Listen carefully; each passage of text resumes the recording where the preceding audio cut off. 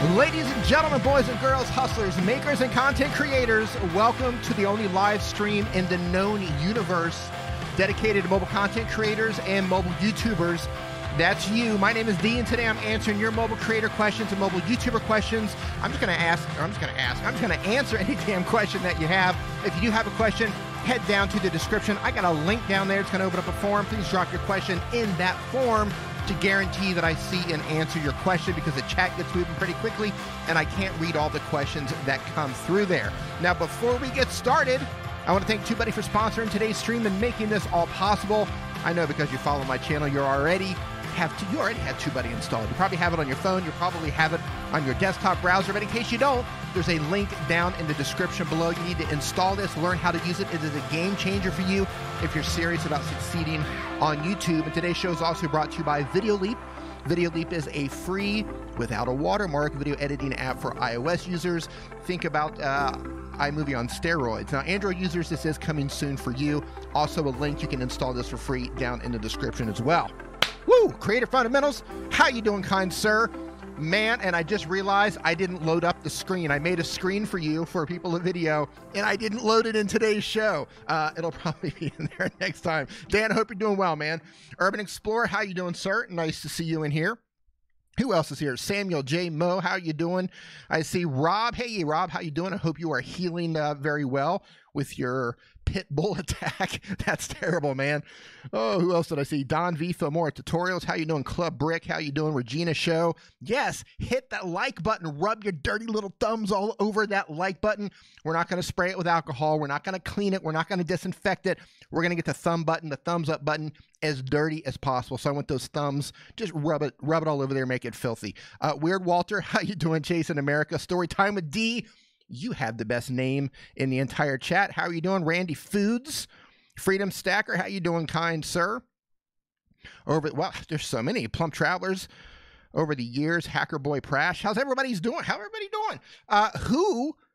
And my son's mother, how you doing? Who came into the Video Influencers chat last night? I was on Video Influencers channel.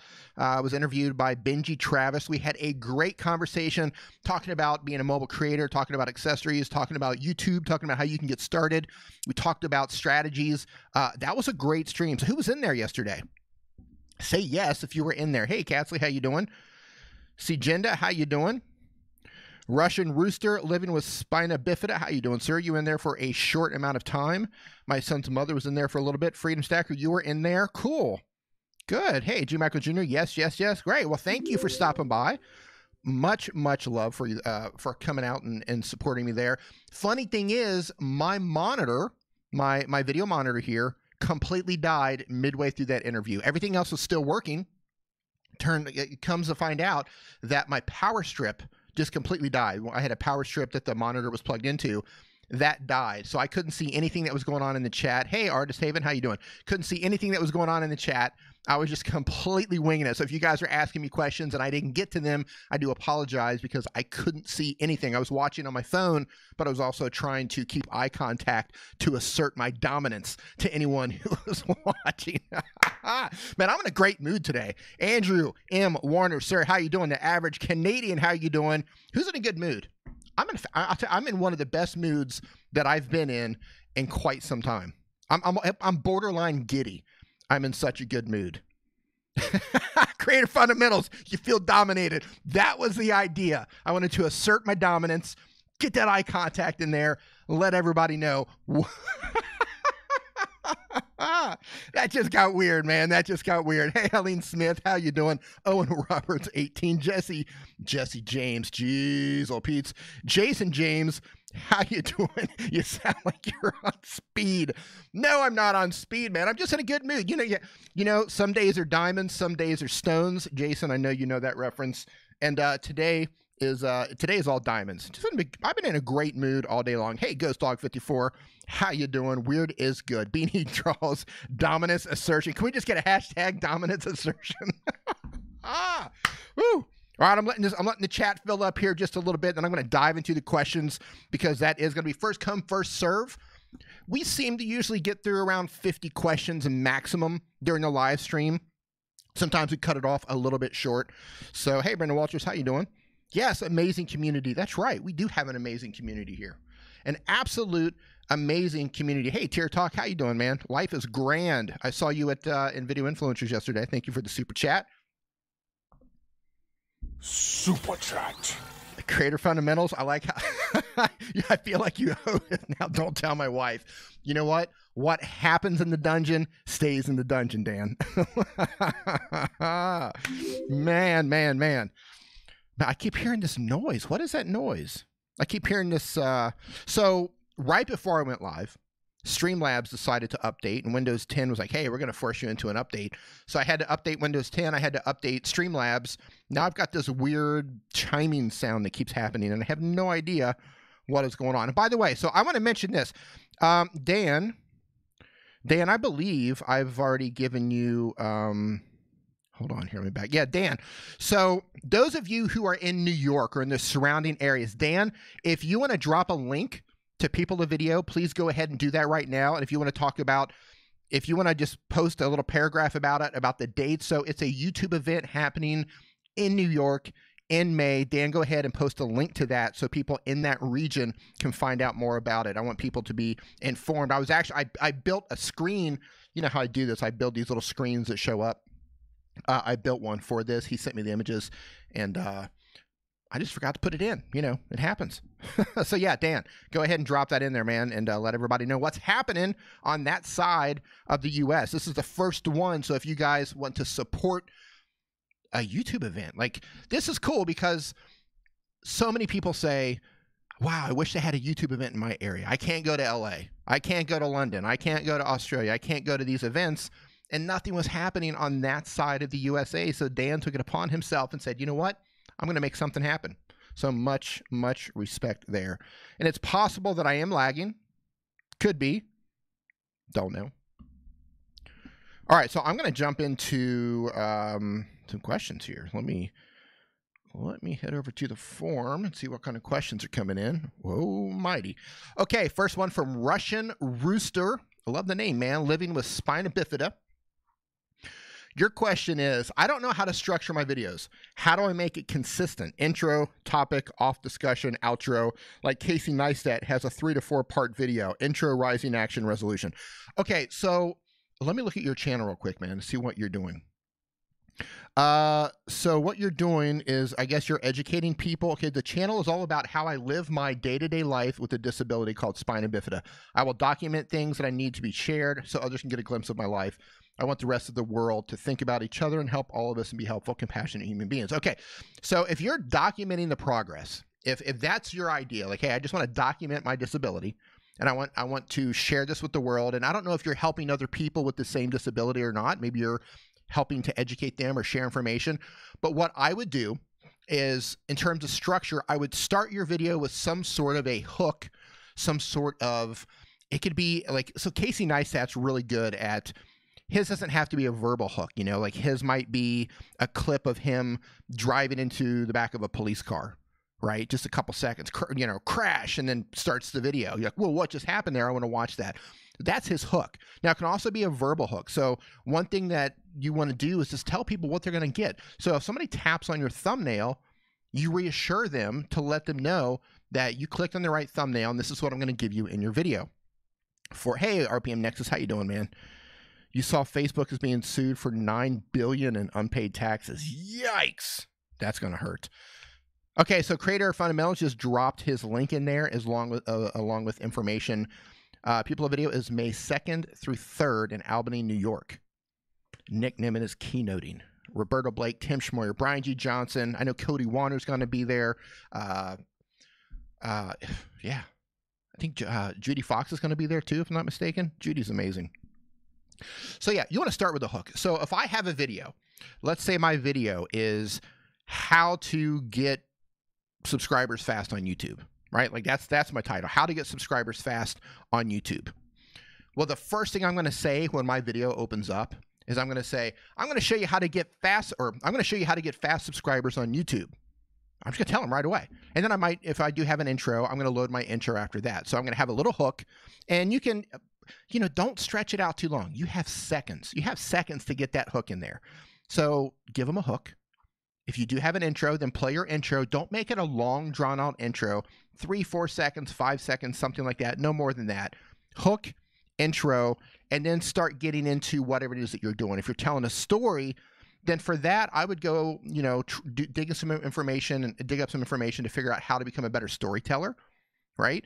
And then when you're finished, I'm not a fan of closing it out, because one thing that happens, if you start letting people know that the video is coming to an end, they're going to start leaving the video. There's no words, there's stop words, right? So you don't want to say things like, and that's how I did that. And to wrap it up, or to conclude what I see, right? You don't want to give people a clue that the video is coming to an end.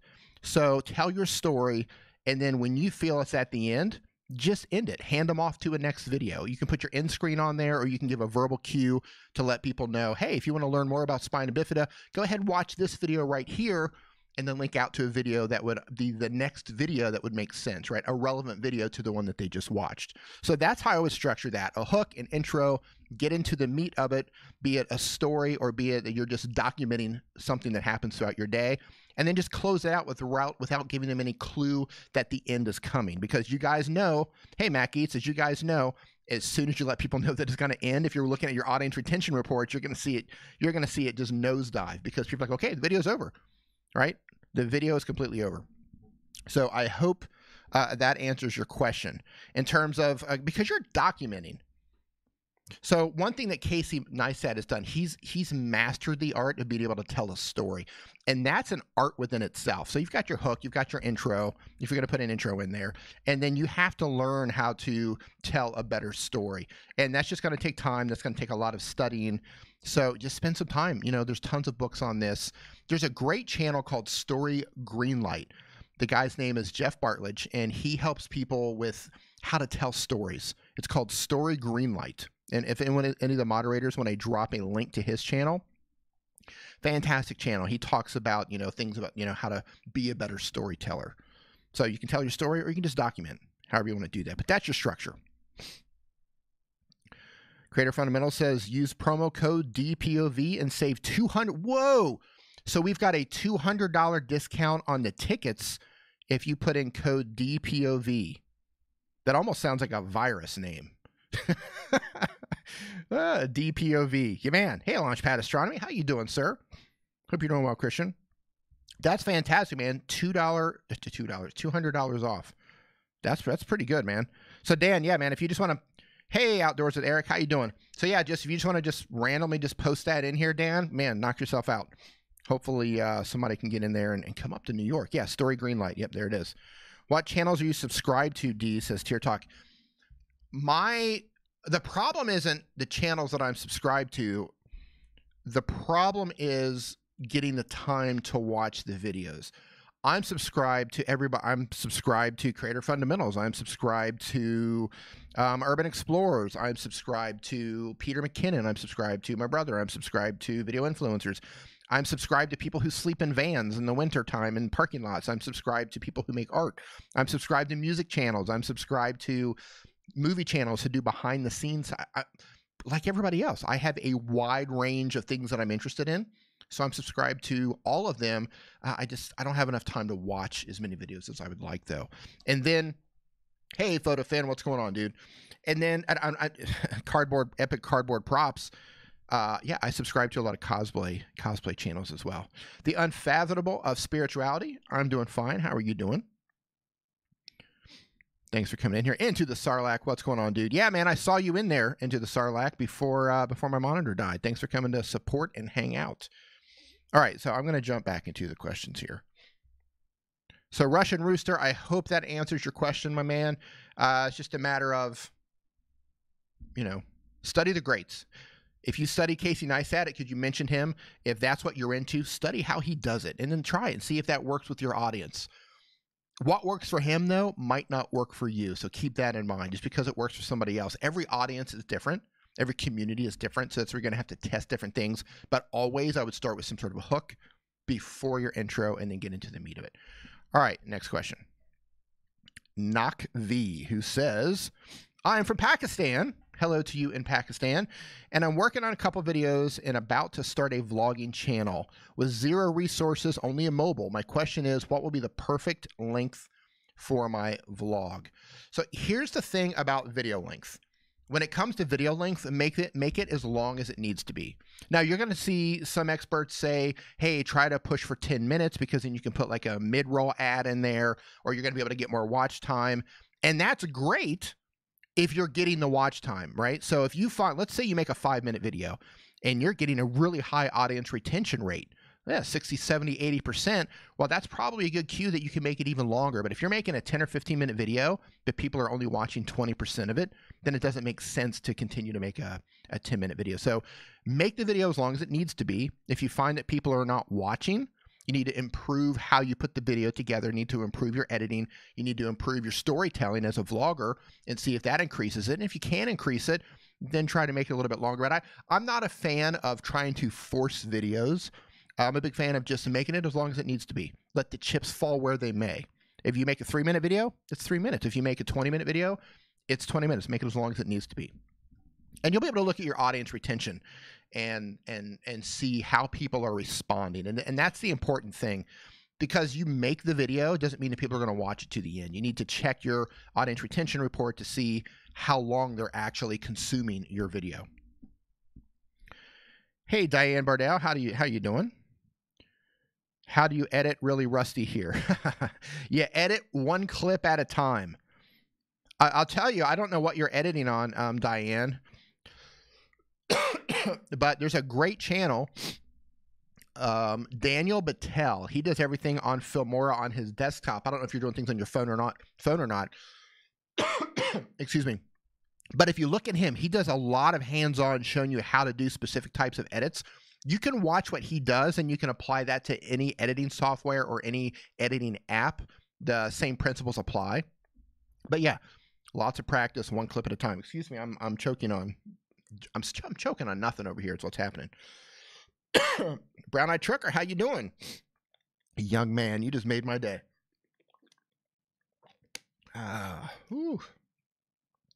Queen Helen Casey says, I do everything on my phone.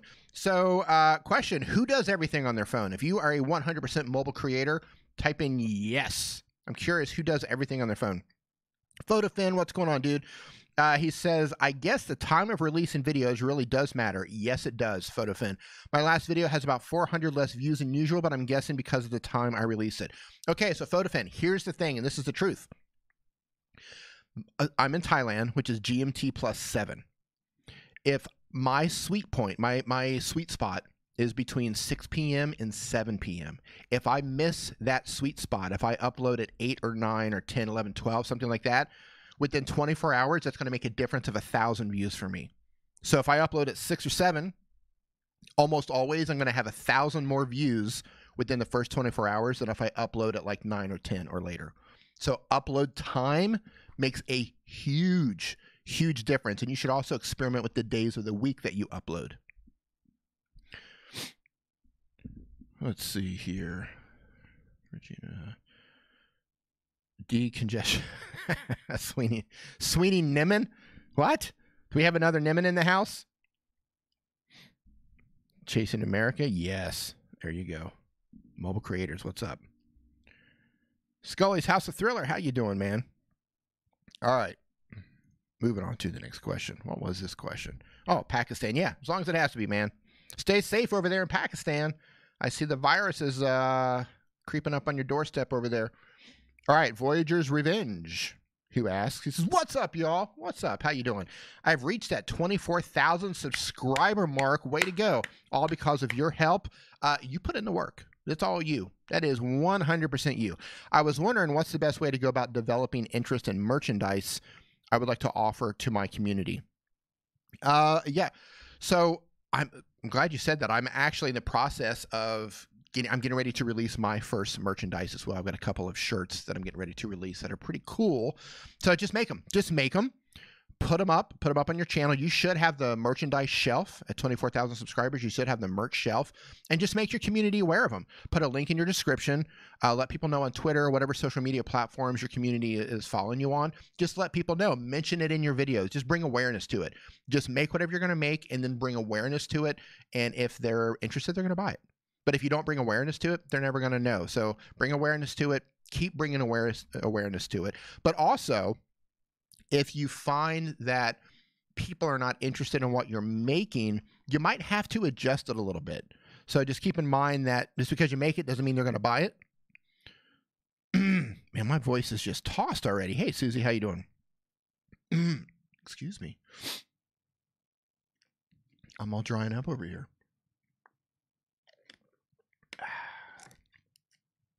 Yeah, just make your merch, make them aware. And if they don't buy it, tweak it, adjust it, make new merch. It's really trial and error. Man, my voice, I was great before I went live. Next question from 4060. So I'm doing my best to get mics and everything, like headphones and stuff, but I don't know where to get them for cheap enough because I'm only 13 and you're a gamer. Okay, so if you are a gamer, and I'm glad you said you are 13, because if you were under 13, I'd have to boot you from the channel, unfortunately. But I would say Amazon is probably going to be the cheapest spot to get them. I can't tell you the discount things to get for headphones and that sort of thing. I know with microphones, probably the best discount microphone is going to be the Boya BYM1 lavalier microphone. Gamers in the chat, if you guys know of any discount stuff that actually for headphones and mics that sounds good for you gamers, if you want to mention that in the chat right now. But that's not something that that I know about, the discount things for gamers. But go to Amazon. I would say Amazon's probably going to be your best bet. Roast 52, why can't I change my banner on my mobile? Probably because user error. If you're finding that you're being forwarded over to the YouTube app, then you need to change browsers. What's happening is your browser is not accepting the cookie when Google's trying to give you that cookie, so just change browsers. One of them will allow you to do it. I've got a video on that. You just have to make sure that you change your browser if it's not letting you in. You can still do it. Next question from Plump Travelers. Using my phone to live stream. Okay, right on. What can I do to deal with reflection from the lights in my glasses? I'm just setting it up. So if you are you streaming indoors or are you streaming outdoors? Because this is going to make a huge difference. If you're streaming indoors, what you want to do is just put your lights up higher, right? Like I shoot with my glasses, and you'll notice, let me move them around here, right? You'll notice, not too bad. You'll notice that I put my head up, you'll get reflections on my glasses, but the lights are up high. They're diffused, and they're kind of washing over me, and I actually have another light that's bouncing off the ceiling. What you want to do is just make sure that the angles are not there. If you put a light down low, you're going to get that reflection in your glasses. Now, if you're shooting outside, I think people are going to forgive that a little bit, but maybe think about shooting in the shade instead of shooting in direct sunlight, because direct sunlight's not going to be very flattering on your skin, and you'll probably definitely see a bunch of reflections in your glasses. But think about shooting in the shade or under the clouds if you're shooting outside. Nick Nemens in the house, ladies and gentlemen. My brother from the same mother, or so we tell him. Let's see here. Can we just get a hey Nick? Can we get a hashtag hey Nick, everybody? Can we give Nick some love? Hashtag hey Nick. Let it rip. Hey Nick. There we go. Radical Books and Politics #1. There you go. Hey Nick. I love it. There we go. There's a lot of Nicks in there. A lot of hey Nicks. Hey, hey, hey. All right, next question from Owen Robertson, 18. What, in your opinion, is the best thumbnail making app for Android? Pixel Lab. I think Pixel Lab is the best thumbnail making app for Android. And actually, over on Nick's channel, he has a video. If you sort his videos by most popular, you're going to see probably around the top that he has a video about mobile making thumbnails. He uses Pixel Lab for that. It's a great video, and it's probably the best app on Android for making thumbnails. And Nick, if you want to drop that link into the chat, feel free. Entirely up to you. Next question. From Sean, aka Shizma. Your question is, so at the moment, I use a Samsung Galaxy Grand Prime Plus, and I'm a YouTuber from all the way from South Africa. Right on, man. And I've been going around people's streams trying to win a giveaway, but I don't have the best luck because my phone has a low amount of storage. My question is, should I buy a new phone, which I will have to save up for a new computer, the same things, Apple, or how do you start getting paid off of YouTube? How do you set it up? Okay, so if you, first of all, I'd have to ask, why can't you make videos with the phone that you have? I'm not familiar with that phone, so the phone might not be very powerful. But have you tried video editing on it? Have you tried making videos on it? You don't have to have the newest, the latest, greatest phone to make content. You just need a camera. Or you need a camera on your phone, and it needs to be strong enough to be able to edit. You could probably use, you're on Android, you can probably use KineMaster for that, or Power Director. I know KineMaster will run on a lot of older phones. I have it on a Samsung Galaxy S3. Works just fine. If the video's not too long, it'll render it out just fine. It does get a little bit warm, but it gets the job done. If you do want to save up for a new phone, just save up. It's up to you. If you want to save up and get a computer, that's entirely up to you. That's your call. I mean, editing on a computer is easier, but a computer's not very mobile, and that means you'll still need to use your phone camera. So, keep that in mind. But if you can save up to get a new phone, yeah, save up to get a new phone. When does YouTube start paying off? That's a tough question, because you have to have, first of all, you have to get monetized.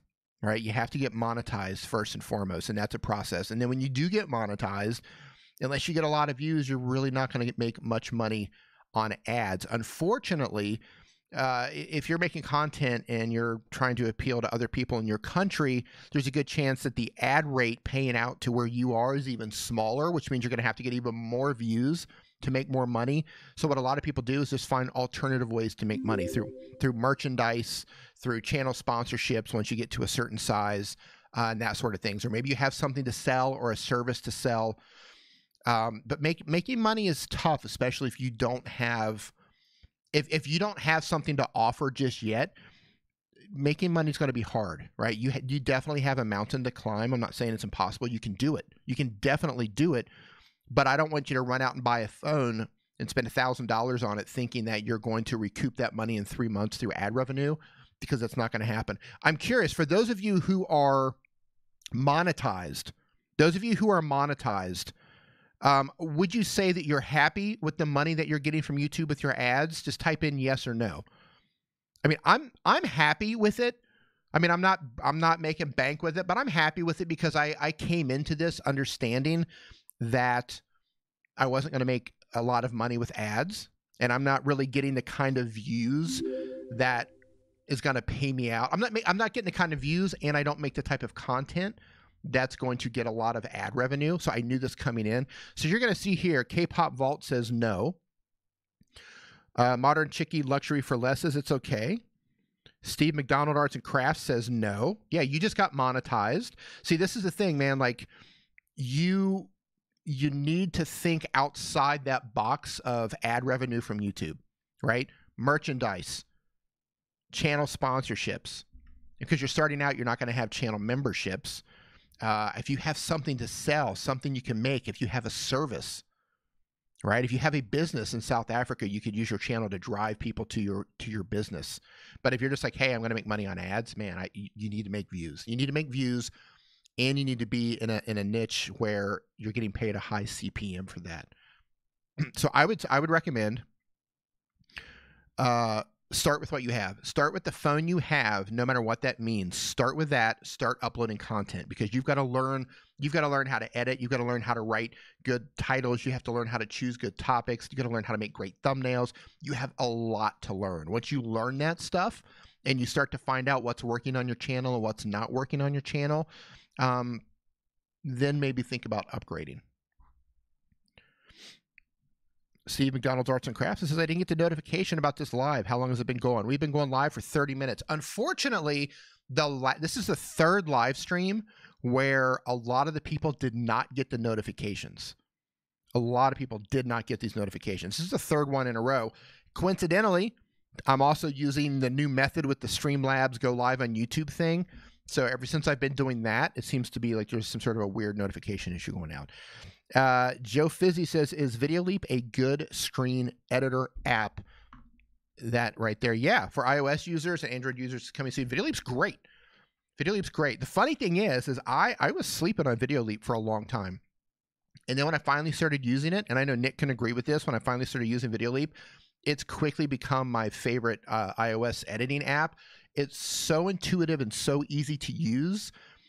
For my brain, the way it works, it just makes sense. Like, it's laid out the way I want an app to be laid out. So yes, it's fantastic.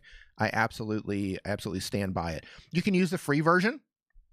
They do have premium features that you can buy. It's going to give you more, I think they give you more transitions and more filters and that sort of thing, but you can use the free version. That works just as well. Brown Eyed Trucker says, I did not get the notification. Yeah, there you go. Nick says, it's the only thing I edit my stories on now. There you go. Thomas Farmoki says, what is iOS? iOS is the operating system for iPhone and iPad.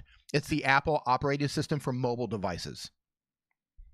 Sweeney Dunson says, I got my notification while driving. So, Sweeney, I hope you pulled over. I hope you are on the side of the road right now watching this live stream on your phone. Maybe a truck stop. Maybe you're at a truck stop. Oh. Steve says, I use the free version alongside InShot. Yeah, there you go. InShot or VLLO? Ooh. So my problem with VLLO, unless you pronounce it Villo, I'm not sure. My problem with that is that for my device, it renders really slow. It's a great app. There's a ton of features in there, but it renders too slow for me. Urban Explorer says, I got notified. But in terms of which one, InShot or VLLO, just use the one that works best for you. If one of them does everything you need it to do and you're happy with how it works, use that. There isn't a right or wrong. It's just using the ones that work best for you. Plump Traveler's got a notification. So I'm curious, who got a notification? If you got a notification when I went live, type in yes. If you did not get the notification, type in no. I'm really curious to see who got the notification and who did not get the notification. And while you guys are saying yes and no, I'm going to get to the next question here. Next question, again from Plump Travelers. I have a Zhiyun Smooth Q. Used it a couple times, worked fine. Now it starts up, then drops. Should I buy a new gimbal, or is there anything I can do? What do you mean by drops? You mean it won't hold the phone? So the first thing you need to do is make sure that the app is updated, and then you might have to check to see if the gimbal needs a firmware update. Inside the app, you should be, I don't have that particular gimbal, but most of the gimbals will have, they come with an app. And then inside the app, you can you have to turn it on and pair it with the gimbal, and then it will actually update the firmware inside of the gimbal. So make sure you do that. Okay, so we've got a good mix. A lot of people got the notifications. All right, good mix, yes and no. So we've got 100 people in here right now. That's pretty rad. This is the highest we've had in quite some time. If you guys want to give this a thumbs up, share this out on Twitter, share this out on Facebook, wherever you are hanging out for social media. Share this out. Let's get some more mobile creators in here. Let's get some more YouTubers in here. Let's get some more fun people in here. Yeah, let's have a good time. Let's get this going. Okay, wow, I'm surprised. So a lot of you got it. Okay, so those of you who didn't get it, I don't know what to tell you. We will attack YouTube at dawn. How about that? We attack at dawn. Scully's House of Thriller. What's up, brother? All right. Any way to pull me in? Nick, how could I pull you? So I'm using Streamlabs right now, Nick. Let me, how could I pull you in? How can I, okay, guys, show of hands, say yes if you want Nick to come in and join me. Join us. I think I can pull this off. You guys know me. I love fixing this stuff on the fly. Challenge accepted, little brother. Who wants Nick Nimmin to come in and live stream with us? Yes, yes, yes. Hit that bell. Yes, yes, yes, yes. All right, Nick, here we go. Nick, go into Twitter. I'm going to send you a link to StreamYard, and then I'm going to use the capture. We're just going to MacGyver this. Guys, I want you to hang out. Bear with us. I got to figure out a way to get Nick pulled in here because I wasn't prepared for this. Excuse me. And if you're just figuring something out, I'm never prepared for this. Okay, hold on. All right, guys. Let's see. So hang on. We are going to we're going to fly by the seat of our pants right here. So give me 1 second. Give me 1 second. Talk amongst yourselves, if you will, for just a moment. I need to pull Nick in somewhere. Let's see. Create a broadcast. So unlisted. All right, I'm gonna try to do this here. Hold on, guys. I'm probably gonna lose a ton of people here. 1 second. Hopefully I can do this. I'm gonna try to use StreamYard and Streamlabs at the same time to try to pull him in. So let's see. Start cam. Mike is working. Enter the studio. So hang on, guys. We're gonna see what we can do here. So let's see here. Invite. All right, copy to clipboard. All right, guys. Nick is about to come in. We're getting closer. Where you at? Where you at, little brother? Message request. This is what I love about going live. So this is funny. He's derailing me for a change here. Okay, so what I'm trying to do, in case anybody's wondering, I am opening up StreamYard, which is another streaming platform, because I don't have this prepared. Hey, Too Techie, I don't have this prepared on Streamlabs to pull him in. So I'm pulling him in on one streaming platform, StreamYard, and then I'm going to pull him in as a browser on another. So I'm going to build this whole thing on the fly. So we might have this stream get a little bit wonky here in just a little bit. So we're going to do the best with what we've got. Let's see here. StreamYard. Okay, Nick, I sent you the link inside of Twitter. Make sure you check that out and try to come in. Oh, go live. It'd help if I went live.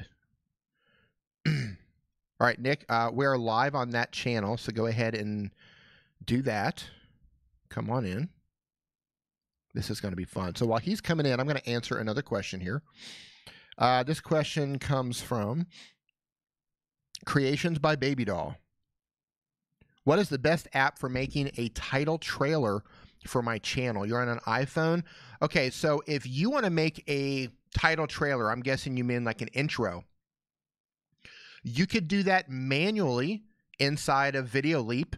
You can go into their, like when you go to import a video in VideoLeap, by the way, link in description below for that. They have stock footage that's actually pretty cool. You can download the stock footage, then you could put your logo on top of it in another layer, and you can animate your logo to come in and out. That's one way to do it. That's the cheapest way to do it.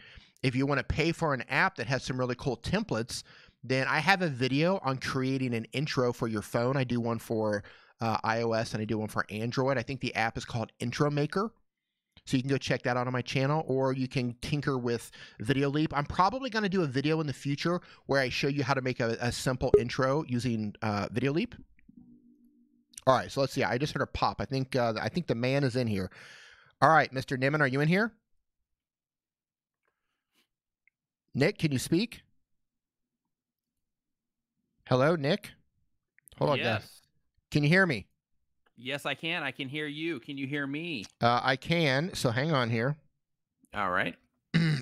We are going to put you full screen. Hold on here. I'm just going to put you up in the corner here. Okay. So guys, hang tight here. Hold on. We are going to, I'm going to build this up right here. So we're doing Bubble Nick. All right. So Bubble Nick. Bubble Nick is coming on. So we're doing the video capture device. I'm going to add a browser source. This is on the fly right here. We're going to add a browser source. This ought to be fun. We're going to use a, Oh, yeah. Yeah, here we go. Browser source, add source. Let's see here. Add the source. Man, I knew I should have got a cam link when I was out yesterday. Yeah. Shame on me. Yes. Cancel that. We don't want browser source. Hold on here. Nope. I'm just annihilating my live stream right now trying to figure this out. So for those of you who are just joining us, I'm trying to bring Nick in. We're trying to do Windows capture. Hold on here, video capture. Color source display. Okay, we're trying to do this. Hang on, guys. We're trying to get Nick in here. So browser source. Come in. Having a problem with this. All right, hold on. Yeah, I'm trying to bring. Yeah, Nick. I don't want to derail if it That's all right. it's going to be okay. I'm trying here. Hang on. Audio window capture. Add source window capture. Here we go. Window capture Chrome. We're getting there. We're getting there. Window capture Chrome. Okay, hold on. We're getting there. We're getting there. StreamYard Chrome. Boom. Look at that, ladies and gentlemen. We're getting closer. We're getting closer. Hold on. Yeah, it looks like we just switched. Yeah, there we go. We're going to get you pulled in here. Hang on. We're going to get you pulled in. And I'm going to have to crop you. Yeah, this is great. This is live on the fly right here. So we're going to take you under the bubble. We're going to bring you up into the said bubble. Right there. And let's see if we can add a filter. This is just totally on the fly here. Hang on. No filters applied. Let's crop you. Face mask plugin. Crop. Okay, let's crop you. Let's crop Mr. Nimmin. What do you say? Yeah, I gotta say that you know, this is the first time that I've been cropped in quite some time. So yeah, well, you're not gonna be able to say that again. Okay, here's one. Yep. Top, let's see, 100. Brown-eyed trucker. I'm in California right now. I'm in LA at the moment. Then heading to San Diego from here. I'm actually meeting up with Jeb and Dovey this evening. Him and Levi Allen. Levi's in town, D, as well. Oh, cool. So we're meeting up. We're meeting up later. I think the Brown brothers are also around here somewhere. I sent him a message earlier today, but I haven't heard back from him yet. So we shall see. Tell both of those guys I said hello. I will not. Hold on here. How did I do this? Okay, so I'm not going to fully be able to get you inside the thought bubble. It's okay. I'm in there. I think this works. Yeah. This isn't a perfect crop, but I don't think that I can give you a full. I don't think. Yeah, you'd have to mask me, and that's like that requires like a graphic and like all of that good stuff. So yeah, I wouldn't even worry about it. Hold on here. Let's see. What are we doing here? Crop mask blend. Nope. Okay, so that's how we're going to roll. Oopsie. All right. That didn't just happen. Hold on. I just messed you up. 1 second here. Browser plus Windows Chrome. Hold on, guys. Superchat. Okay, mask blend. I think I just messed you up. Let's see here. Alpha channel. All right, looks like some value was added here. First 1,000 hours, dropping a $2 super chat saying Streamlabs plus StreamYards combo. I needed this. Hashtag I needed this. This is definitely a way to get into the techie nerdy side of streaming and trying to just figure out how to make something work. Can everybody hear Nick okay? Can you guys hear Nick okay? I think I got it. That's close enough, guys. That's all right. All right. So unfortunately, I can't get you fully in that little thought bubble there. So we're going to have to run with that. Yeah, that works. There we go. Okay, cool. So yeah, I'm getting like a general idea of the space that I have to work with here. Okay. All right. All right. So I'm going to power through here and I'm going to answer these questions. Uh-oh. I wonder if I move over to the questions, is it going to show up? It is. It is. Okay. So hang on. I'm going to have to move here. I got to move my stuff around here in order to get the questions seen and everything. So hang on. Hang on here. Okay, so next question, creations by Baby Doll. Okay, I already answered that question. The next question comes from Over the Years, who says, what are your thoughts on TubeBuddy? My thoughts on TubeBuddy is I love TubeBuddy. I think TubeBuddy is a fantastic tool. I think if you're serious about YouTube, I think if you're serious about learning how to grow your channel, I think it's a great tool, and I think you should have it. And it's not just something that you need to get. It's something that you need to get and you need to learn how to use. And this is where people usually go wrong. They install it and they think it's going to magically just give them views, and it doesn't work that way. Super Chat. Plump Travelers, thank you so much for the super chat. Much appreciated. Yeah, you need to learn how to use it. And there's lots of videos on this. They're very active on the TubeBuddy site. Let's go to TubeBuddy.com. They have a forum over there. Very active over there. Subscribe to their channel. Learn how to use it. That's how you're going to get true benefit out of this. Yeah. Nick, that's like with any tool. Like if you were to get like a... Hey, Nick, can you turn your audio down just a little bit? I'll turn it down? Yeah. You're blasting, yeah. Yeah, absolutely. Yeah, I figured it would be a little quiet actually. Nope. Because I turned it way down to record a podcast, and the way that it's metering through for the podcast, it's already like relatively low. Take it down lower. Okay. How about there? A little bit lower. Holy moly. How about there? Nothing's changed at all. Really? Yep, really. Okay, how about now? Nothing's changed. Oh, I wonder, okay, how about now? Is that changing it? No, well, that sounds like a different source now. Oh, interesting. Okay, can you still hear me? Yeah, loud as can be. Okay, so next question from Walt. Okay. While Nick figures out how to use the volume on his computer, I will move on to the next question from Wally5. Question is, and you also have an iPhone. It says, I've been trying to come up with a good idea for YouTube videos. I've been putting work into thumbnails and titles, but I cannot get noticed. I even started a podcast, but all I've done is lost subs. How do I get noticed? All right, I'm going to look at your subscriber, or I'm going to look at your channel really quick. Hang on here. Okay, how's that? Nothing changed. Oh my goodness, really? Yep, nothing changed. It sounds good, but it's pretty loud.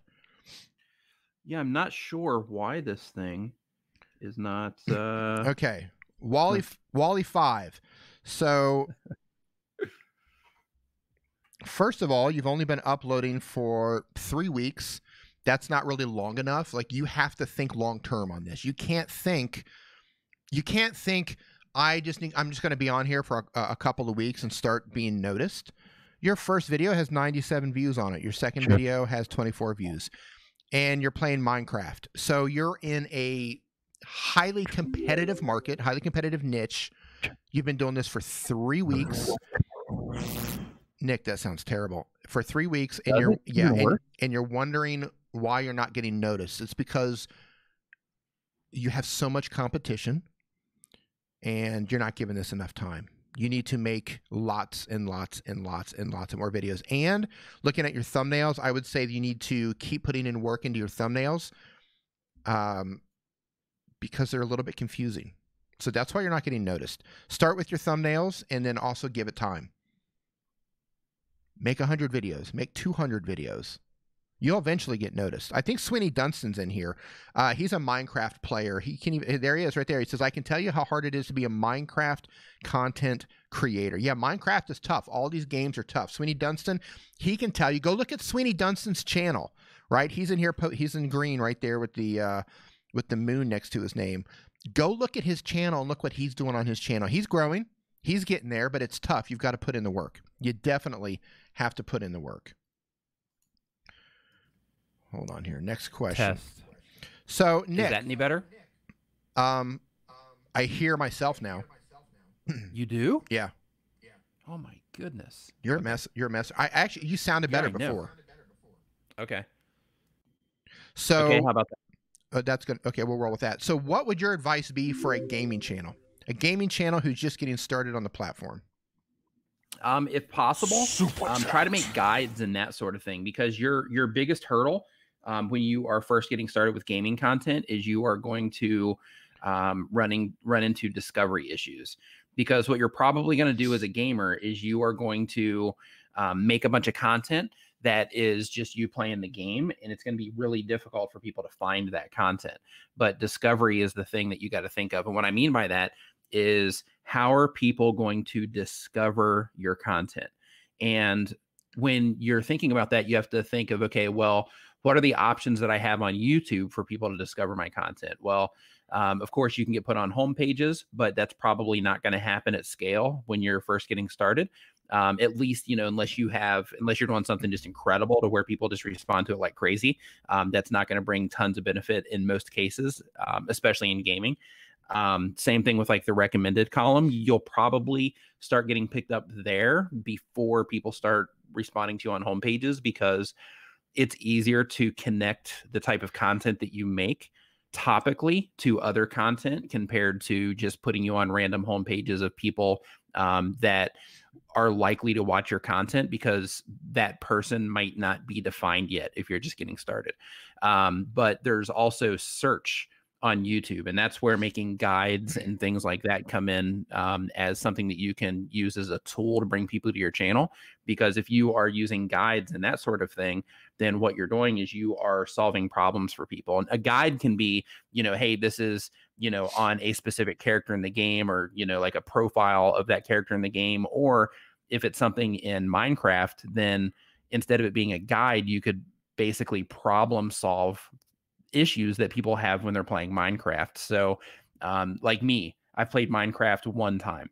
So if I were to go into Minecraft, I would be looking for things like, how do I play Minecraft? I would be looking for, you know, how do I use the hammer in Minecraft? Or I would be looking for, or the axe, whatever it is. I would be looking for, you know, just tips that I could find on how to build things in Minecraft. Because as somebody that would just be starting the game, I would be looking for information that would help me, you know, get better at the game. So that's where going after search traffic when you're first getting started can be really valuable, because if you can make short pieces of content that you can package up as solutions to people that are looking for those problems, then when people are looking for things on YouTube to help them, then you become, you know, like you hop in to what it is that they're looking for through the content choice that you've made to make that help type of content, which will ultimately lead them into your YouTube channel, possibly turn them into a longtime viewer or subscriber. Now, I know that as a gamer, you're probably thinking to yourself, "Oh, I don't want to make that. I don't want to do that." But when it comes to YouTube, sometimes, you know, if you really want to give yourself the best advantage, sometimes it also comes down to doing things that you might not necessarily, you know, be the most fired up about. So, you know, if you're fired up about playing Minecraft, that's one thing, but you also need to think of how you're going to get people to you. And one of the ways that you might need to do that is making that help style content that I was talking about, even though that isn't going to be like the base of the content on your channel necessarily. That's just to get the initial engine turning in your favor for, you know, for YouTube to be able to build the profiles of the right type of people for your content. Long answer. Holy moly. Yeah. So those of you who are gamers, I know there's a ton of gamers in here. Just tell me what game you play. Represent. Tell us what game you play. Grand Theft Auto for me. Grand Theft Auto. Nick? Farpoint, because I'm really getting into VR. Modern Warfare. I'm getting so into VR. I'm actually traveling. I've got my Oculus Quest right over here. I actually travel with my VR headset because I'm digging it so much. D, man, you haven't played the Immortal yet. No, it's basically Star Wars. You get to have like a lightsaber battle with Darth Vader. I'm in, which is pretty cool. Yeah, I'm in. All right, next question comes from Awathentek. Sorry, man, I don't know how to pronounce your name. It says, do not uploading pre-recorded videos hurt you in the YouTube algorithm? Do not uploading pre-recorded videos. Well, all the videos that you make are pre-recorded, right? You make them, you edit them, and you put them online. Even if it's a live stream, what's Nick's getting inception here. See, here's the thing about the YouTube algorithm. Whatever you do isn't going to hurt or help the algorithm. It's about what your video is about, right? Like it's how people respond to your content that's going to make a difference with the algorithm, right? The algorithm is finding videos for the users. So if your video is a video that people are responding to, it doesn't matter if it's pre-recorded. I mean, that's what they are. If it's a live stream, that might be what you're talking about. If it's something that people are responding to, then YouTube is going to show you some love. But if people are not responding to your content, then it's going to get lost in the sea of YouTube videos. The big vast sea. Right. It's YouTube videos. The black hole of YouTube videos. All right. Next question comes from Hackerboy Prash. Hey, D, I want to make tech information videos by my phone, but not showing my face. I want to inform the audience about different techie things, but not by screen recordings. Any ideas? Yes. Set up a top-down shot. Do hands only. Get a little desk put together and do your look. Go to any tech, search for any tech channel, and you're probably going to see a thumbnail with like a down shot, right? There's the phone, and they've got like a plant and some little techie thing or whatever it is that they're doing, right? They arrange everything. Set your camera up that way and just do a top-down shot and just talk while you're doing it. You don't have to show your face. Not necessary. Nick, any ideas on that? Yeah, that doing anything where you're showing your hands, you could use the top down thing. You could use like a body cam if you want, so you can get that full like POV point of view shot, you know, like from your point of view. I have a video on my channel on like 10 different ways that you can make videos without showing your face. I can't remember all 10 of them because that was within like my first like handful of videos, but I know that one of them in there is making videos where you just show your hands or you do that POV thing. The other one is top down shots, animation videos, making videos with stock footage is another thing that you can do as well, to where you're kind of, you know, mixing stuff up and then you do, or mashing stuff together and then you, you know, do voiceovers over it or, you know, something along those lines. Some people, like, if you don't want to show your face, you know, if you are into the whole gaming thing, some people will play games, but then they'll just do commentary over the game. So basically, like, what you see is the recorded game that they play, but they'll have that, but then they'll basically do a voiceover on top of that, not even while they're playing. They'll just use that as the visuals so that they can have something to put their voice on. So, you know, you have that option as well. There you go. So I saw somebody asking right here about M Revoid Game says how to download VideoLeap. In my description, I've got a series of links. I've got links to Epidemic Sound and TubeBuddy and some other things, a link to ask a question in the forum, but you'll also see a link to VideoLeap. So head down to my description. You can check that out there. And that actually goes perfectly with the next question from QBuildX, who says, who's using an iPhone, who says, what's a good video editing app to edit my gaming videos? Again, check out VideoLeap. You can use the free version. It'll get everything done. You might get a pop-up asking you if you want to join the 3-day thing, but you can close that or say no thanks, and you continue.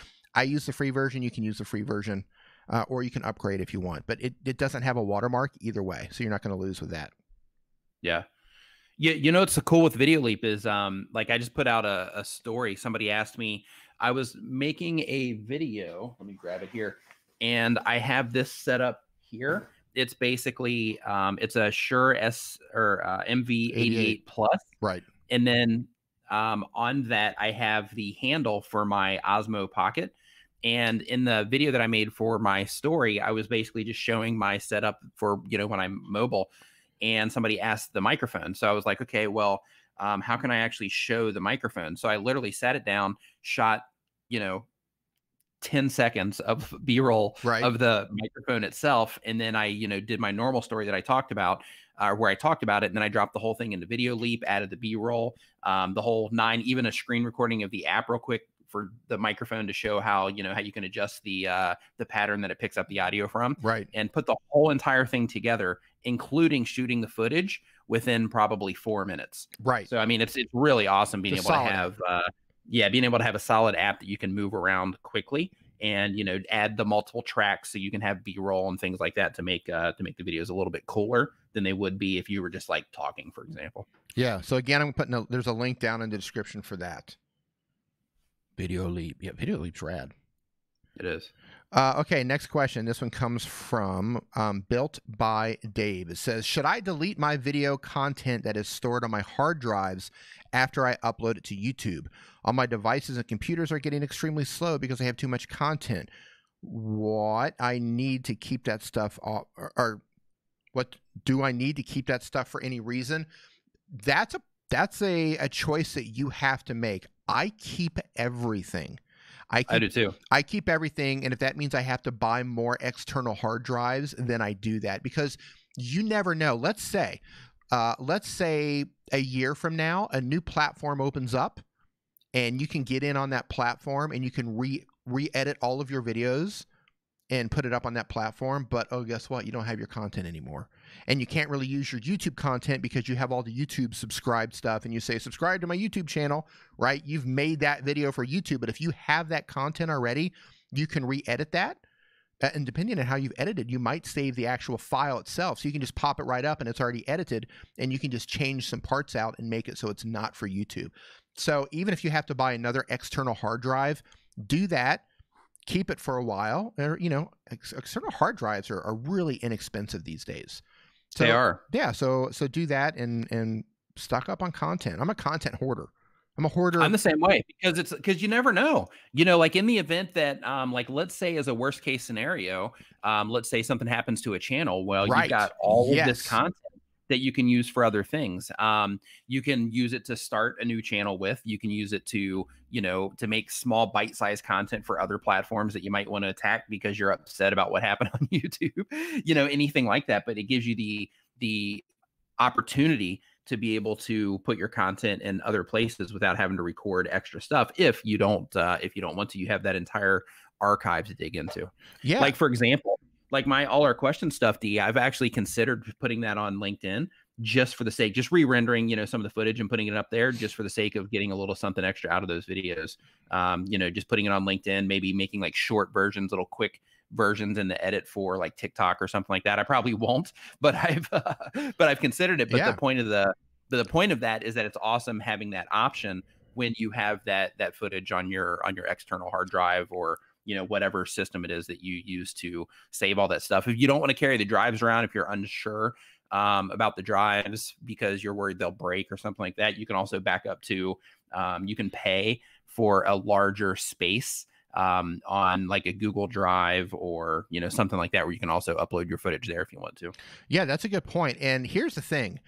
If you've been on YouTube for any amount of time, you've probably seen people saying things, or Twitter, you've probably seen people say, YouTube accidentally deleted my account, or my account got hacked and all my videos are gone, right? If that happens to you and you've deleted all of your videos, guess what? You got to start from scratch. And that's not the end of the world. You can start from scratch. But if you already have those videos and you can go back and remake them if you have to, you know, better safe than sorry on that stuff. Unfathomable of Spirituality. No, Video Leap is not on Android yet. However, it is coming. I don't have a date. All I know is that it's coming, hopefully soon. And I promise you, when it is available on Android, I will probably be one of, if not the first person to make a video about it, as long as I'm not like in the air flying somewhere or something like that, which will probably happen. I'll probably I'll probably miss out on being the first because I'll be traveling or something like that. But if I'm here, or if I'm somewhere around my phone or a computer, I'll be one of the first. I'll let you guys know. And if you're not following me on Twitter, follow me on Twitter. I'm the most active on Twitter, and for sure I'll be tweeting about it. Follow me on Instagram. Follow me on LinkedIn. Follow me in all the places, because I'll be posting there when big updates like that happen. Sweeney Dunson, isn't that our luck, D? Yeah, it happens, you know. I'll roll with it. Thanks, Sweeney Dunson, for posting my Twitter. All right, my tweeter. Next question comes from Yaminal Plays MC, who says, hey, D, is there any way to download videos from YouTube? Yes, on a mobile device. You can download using the YouTube app itself. The YouTube app allows you to download videos. Nick, do you know, is that only for premium, or I think anybody can? Any account? Yeah? Yeah. I think it changed. I just think only I think with the premium, I think you get a higher quality download, but I think using the YouTube app on mobile, you can download up to a certain quality size. I just don't know what that is. Yeah, so like for your videos, like if they're wanting to download their own to archive them, you can do that directly inside of the Creator Studio app, I believe. I know you can download your thumbnail. D, can you download the actual video itself? Not that I'm aware of. Let's see here. Do you have to do it off of YouTube? Yeah, okay. So I guess you have to do that through YouTube. I'm looking in here right now. Yeah, so I'm not 100% certain if you have to have premium for that or not. I don't think that you do. I don't think you do either.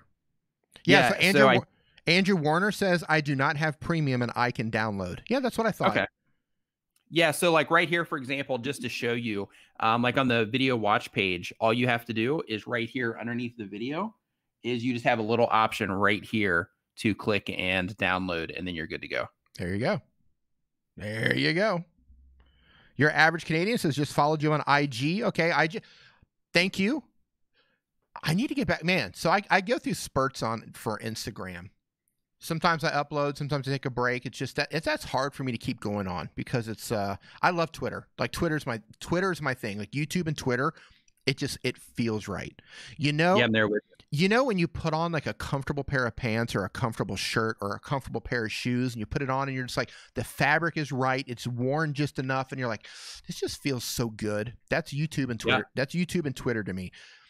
Instagram and LinkedIn and Facebook is like putting on a shirt that's too, like the material's too stiff. It's like the wrong material. The collar's itchy, right? Like from like an influence and brand building standpoint, I should be on there. I should be on there. Yeah, we should both be going hard on those too. But you know, like for me personally, like I think with Instagram, like it's cool because I like taking pictures of stuff, but then like processing them, getting ready to go up there, writing a caption for them, like that kind of thing. It's just you know, it's just not something that I dig. So because of that, you know how it is. Like if you just don't like to do something, then it's most likely not going to get done unless you have somebody else do it or unless you just force yourself to make it happen. Right. So Radical Books and Politics says I use Facebook to sell books. Brilliant. Uncle Dan, haven't seen you in a long time, brother. Hope you were doing well. Hope you were holding on and getting back up on the horse, my friend. John Pullum, how you doing? He says, I'm enjoying your YouTube stories, Nick and D, but mostly D. Nice. But mostly D, he said. Eric Waite, how you doing, dude? Cosmic W, how are you doing? Sorry, you don't have to apologize for being late. I'm just happy you came. I'm happy you showed up. All right. Next, better late than never is what they say. That's right. Pacalart YT, who asks the question, why are my thumbnails not getting much click-through rate? This isn't what you want to hear, Nick? You want to tell them what they don't want to hear? Why their thumbnails are not getting clicked? Give me the question again. What was the full question? I'm going to look at their channel really quick. Hold on. Okay, just because I was waiting. I was just listening sort of to what you were saying because I figured you were going to take it. So what was the question? Okay, so I'm actually going to take this. It says, why is my thumbnails not getting much click rates? Okay, so I'm looking at your channel, and here's the thing. Your thumbnails actually don't look bad. From my perspective, they don't look bad. The text is easy to read. It's big. It's bold. They're colorful. But the truth of the matter is your click-through rates are low because the people who would be interested in your content, which is not me, they don't respond to your thumbnails. Probably because your thumbnails look like every other gaming channel's thumbnails. They blend in. Like you could take like 1,000 gaming channel thumbnails, throw them into a pile, and nobody could tell the difference between the channels. So I'd recommend trying to come up with your own thumbnail strategy, something that stands out, makes it a little bit different, that makes it uniquely yours, and just keep fine-tuning that. And, you know, your click-through rate's going to go up. It's going to go down. Sometimes the topic makes a difference. But if you make thumbnails like you're doing that look exactly like everybody else's, you get what you get. So that's my answer for that. D, do you mind if I take one out of the chat here really quick? Take it. Ohio Disney Family says, Dear Nick, is it a good idea to be on all platforms of social media? I think so. I think if you can handle the workload, I think without question, like if you can do it, then what you're doing is you are basically giving yourself the opportunity to get followers on all those different platforms.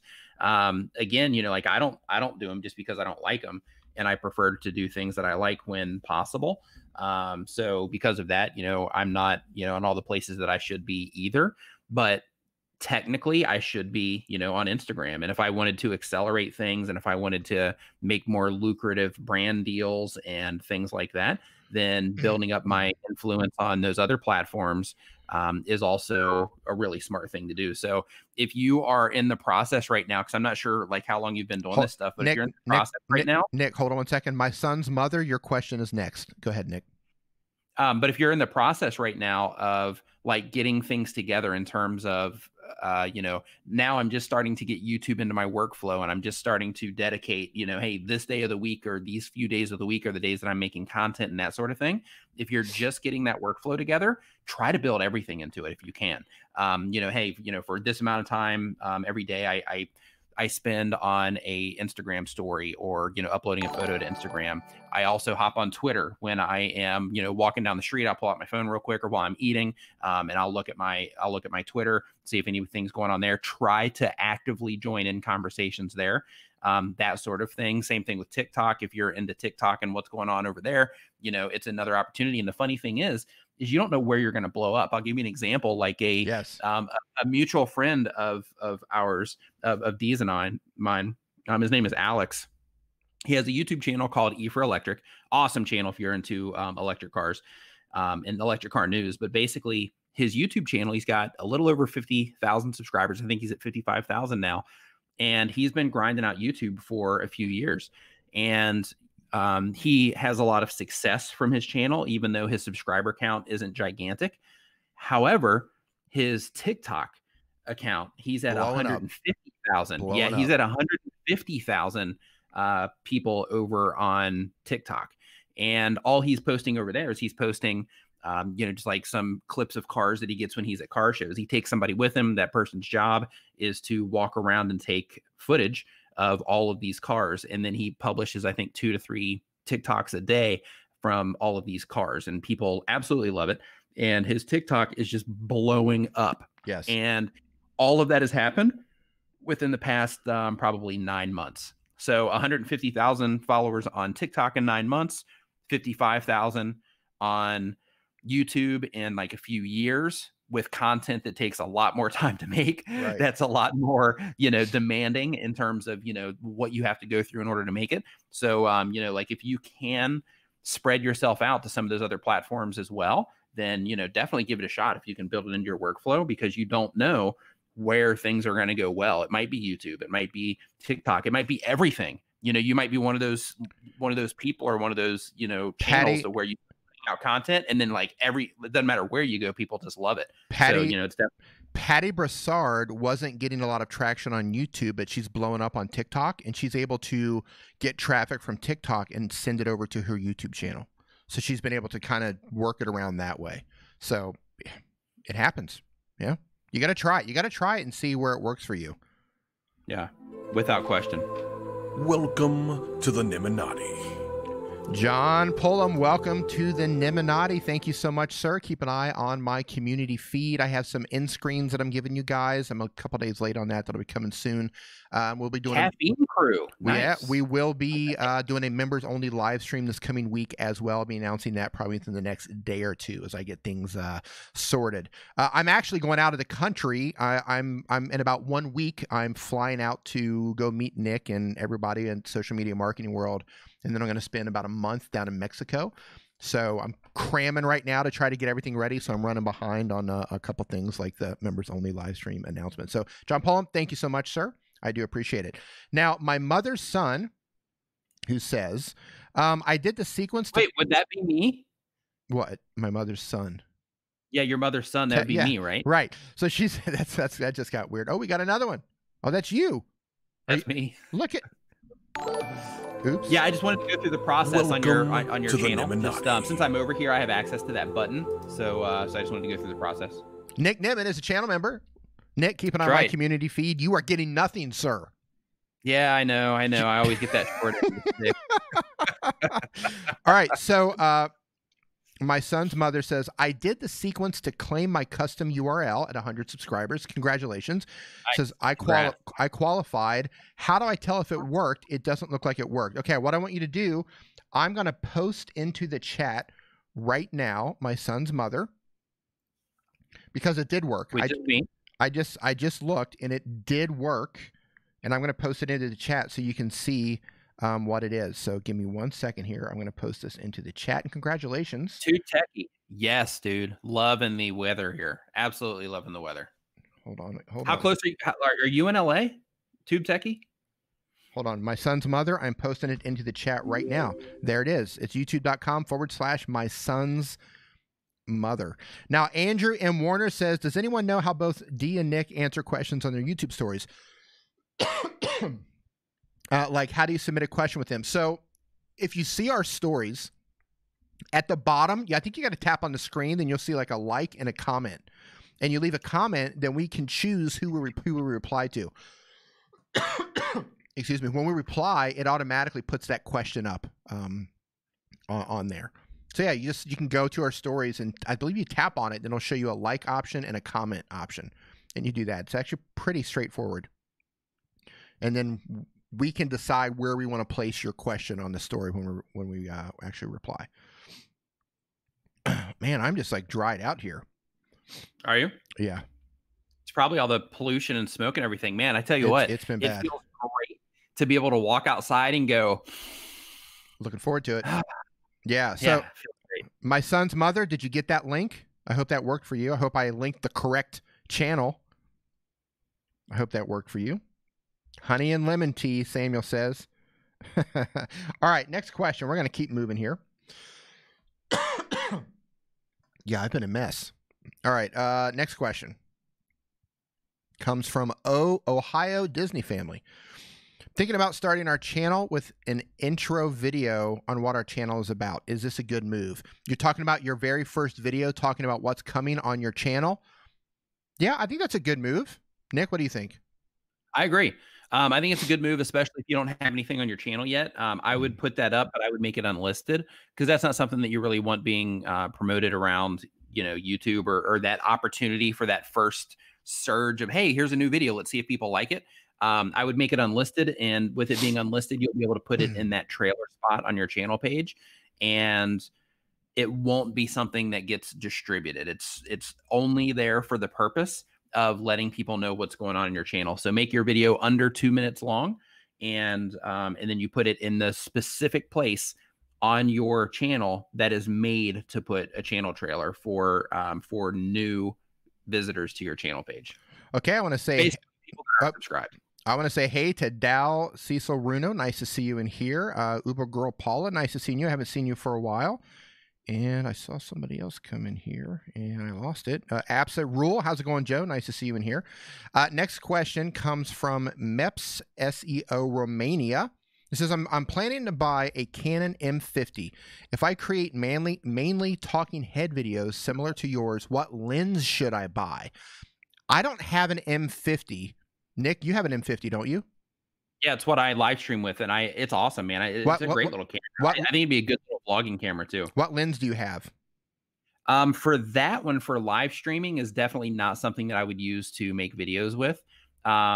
Basically, I have two lenses for it. I have the kit lens that came with it, and then I have one called, it's like a Rokinon or something like that, but it's like a super wide 12 millimeter.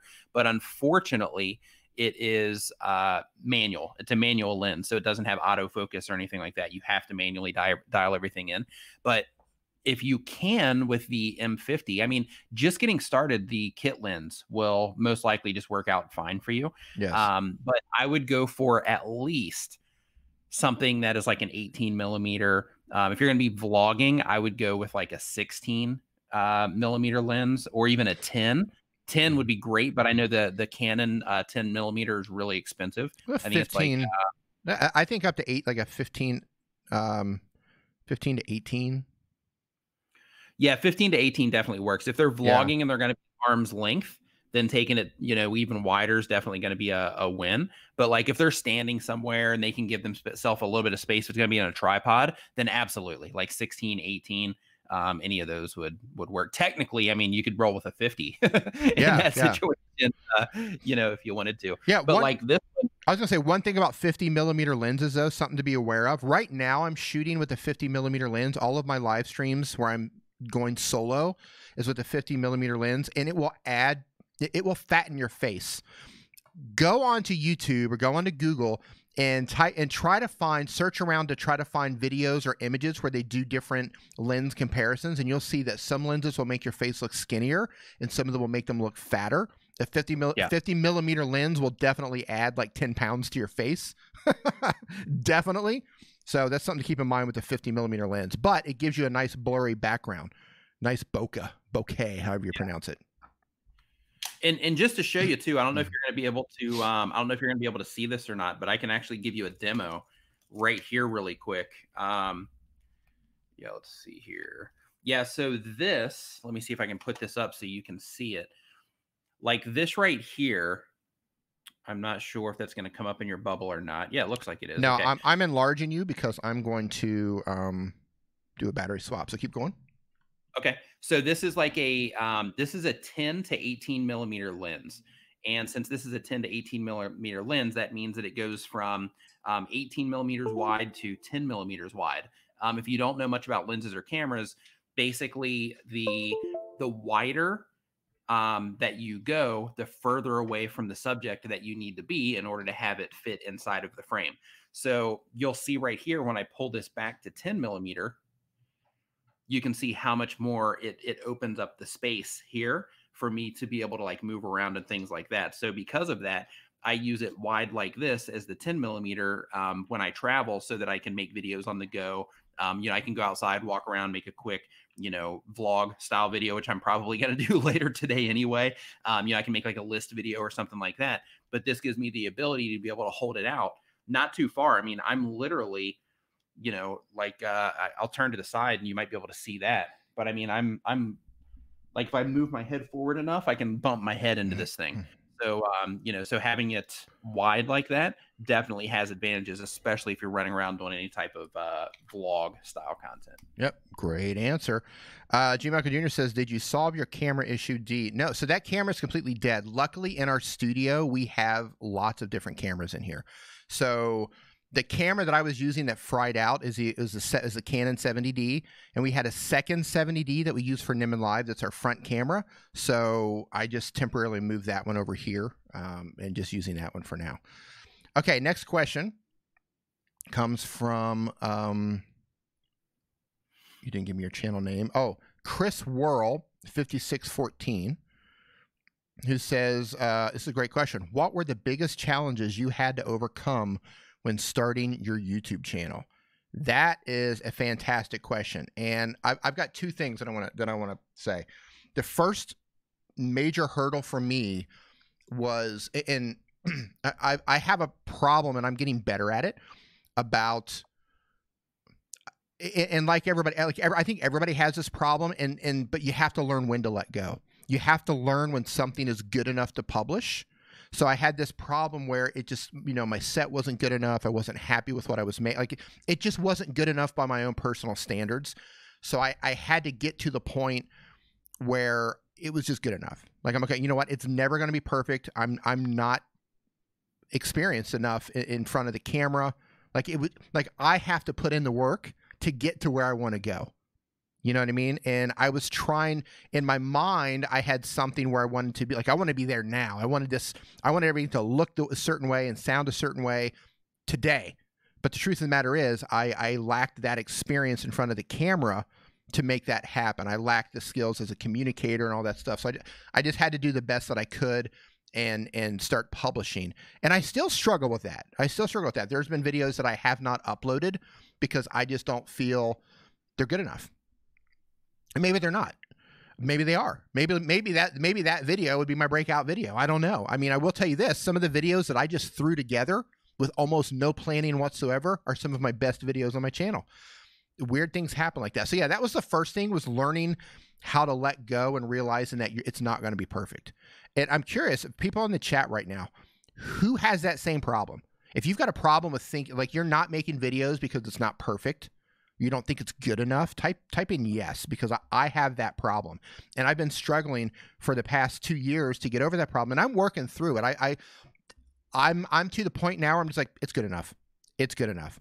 It's good enough. But that was a real struggle. That was a monumental struggle for me, and I should have opened my channel months before I actually did, if I could have gotten over that. So that's a problem I deal with. The second thing that this wasn't something that slowed me down, but it was something that weighed on me hard, was because Nick was already successful on YouTube.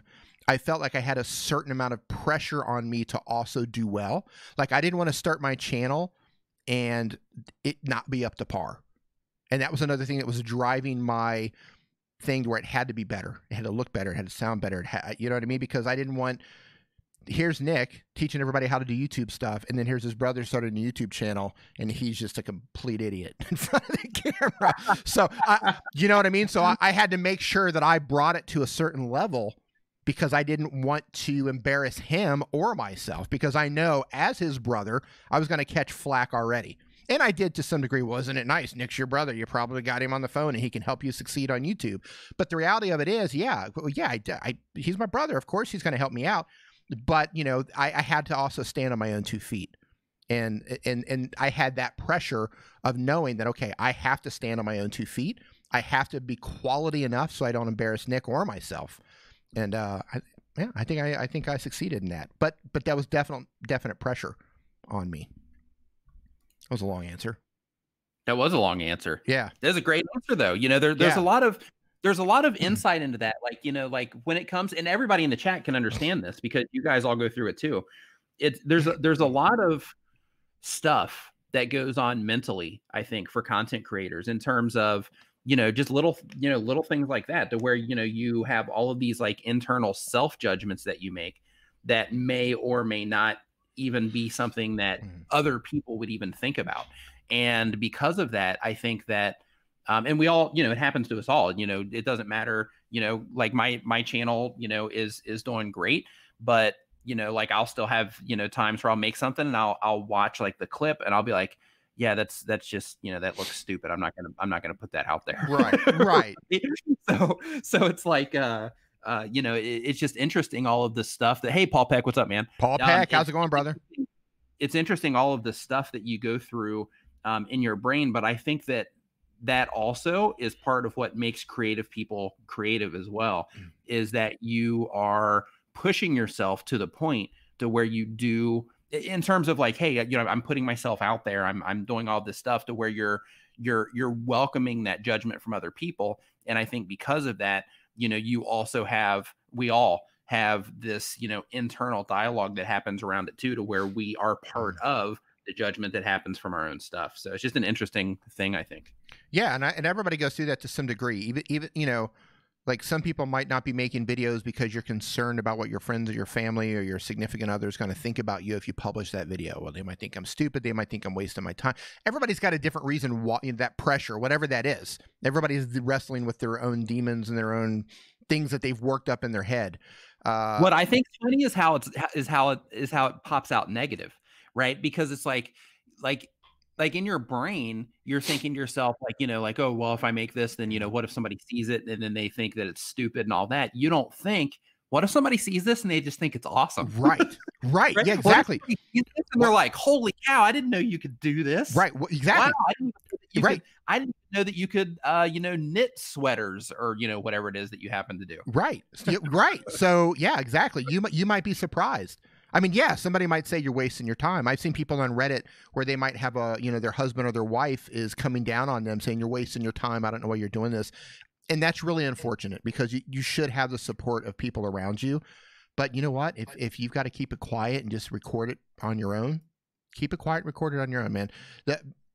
The important thing is you make the videos that you want to make, and you start now, because what's going to happen is time's going to go by fast and you're going to regret that you didn't start today. If you're not uploading already, a year from now, you're going to wish you started today, because, you know, and like you said, you know, people might not think it's a waste of time. People might not think it sucks. There might be, and it might not be your family either. Like your family might be like, it's a waste of time, because some people are just negative people, and some people blew their own life and they don't want others to succeed because they didn't succeed. So they don't think other people can, right? Well, that's just lucky people succeed. Some people had that mentality because they failed. But you might upload your first video and just knock it out of the park. And like, you might have the whole world to say, you're amazing. Like, this is exactly what we're looking for. I mean, look at Vangirl. And there's lots of channels like that where, you know, sometimes it's one video, sometimes it's 10 videos. You know, I mean, everybody loves Peter McKinnon, but nobody knew who he was until he made that one video. Right? He was just struggling along like everybody else. Nobody knew his name. Then he made that one video and poof, off and running. Now he's, you know, keynoting all the events, and he's just completely in demand. So you got to do what you're going to do, regardless of what people are going to think. You got to go for it. Yeah, you got to go for it. You're going to regret it if you don't. Lester Lacarte from the Philippines says, I just want to ask, is it recommendable to sideload video editing apps? Like KineMaster said that the watermark would not appear. No. And let me tell you why. One, you're sideloading an app. That means it's been cracked by somebody. That means someone has taken that app, they've decoded the app, and they've made it so where you don't have to pay for it. Okay, you got to think about why people are doing it. Now, some people do that for cred. They want the crack cred, right? The hacker cred. But a lot of people are putting malware inside of these side-loaded apps. You see a lot of people talking about getting their YouTube channels hacked. Some of them are coming because they're opening emails and they're installing apps, they're downloading software, and they're VPN softwares. They're getting emails from companies saying, "Hey, we'll pay you $1,000 to download our app and make a video on it. You download the app or the software. They can find your password through recording your keystrokes, and they hack your account." Well, that stuff also comes from side-loaded apps. So if you have side-loaded apps on your phone, you are taking a enormous risk. Now, I know a lot of people use them. They don't have any problems. There are some legit sources, so I've heard, but I'm not taking the risk with my channel. And if you're serious about your channel and your accounts, your emails, whatever, I wouldn't risk it. Pay for it or just use a different app. Don't take that risk, because you're going to be really salty. What if they've got your password? Covered in salt. Covered in salt. It's going to burn. You're going to. What if they have your password and they just wait? Right? They just wait. And then, a year from now, your videos succeed, your channel's succeeding. You've made one video, boom, viral video. You've got 10,000, 20,000, 50,000 subscribers, and they've just been sitting there waiting for your channel to get to a certain amount of views, and then they take it from you. That stuff happens. It happens every single day. So if you want an app without a watermark, either you're going to kind of pay for it, or you're going to have to find a different app that does not have a watermark, and you got to deal with it. Or don't come crying to anybody when you get your account taken from you, because that might happen. Superchat. Matt, thank you so much. The bargain reviewer says, "I'm lucky to have the support system from my wife and kid to guys I work with. My wife, she tears me a new one for not recording." Dude, that's awesome. High five your wife, kids, and people that work for me. My girlfriend, she comes down on me. This is hilarious. So when I first started, she wasn't really that interested, but now that I'm doing it and she sees the opportunities that are coming to me, and now she'll be like I'll wake up, I'll get a nudge, and I'll wake up like, "Yeah, babe, what's going on?" She'll be like, "Your views are down." Or she's looking at Social Blade and my subscribers are down or something, and she's like, "Why? How come your subscribers have been down the past 2 days?" And I'm just like, man, yeah. So she's on me. She's supportive, but she's on me. She wants me to succeed. So yeah, she's on it. She watches my stats. She's checking my views out. She's reading through my comments. She's looking at my engagement. She's looking at my subscriber number. So that's man, awesome. She's on. Yeah, she's on me. Mine's like that with subscriber count only. She always inflates it. So it's like, like if I'm approaching like a big milestone, then she'll add like another 100 or 200,000 to it. And she'll be like, "Hey, did you hit this yet?" And I'm like, "Come on, I haven't even gotten to this other one yet." That's great. Funny. That's great. Kind of like an ongoing joke that we have. That's great. Life on the B list says that the apps are literally the price of 2 cups of coffee per month. Just pay for it. Yeah, that's the truth. And I do understand that, depending, like you're in the Philippines or maybe you're in certain parts of the world where that might be a lot more money than, say, somebody in Canada or the USA. I get that. But if you can't pay for it, then you're going to have to just make with what you've got. Use Vlogit or something like that, right? If you're on Android, use Vlogit.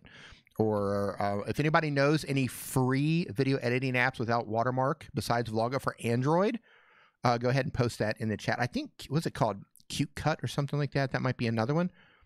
iOS users, of course, you got Video Leap, you've got iMovie. Those don't have watermarks. InShot. I think, does InShot, I think it's paid now, isn't it?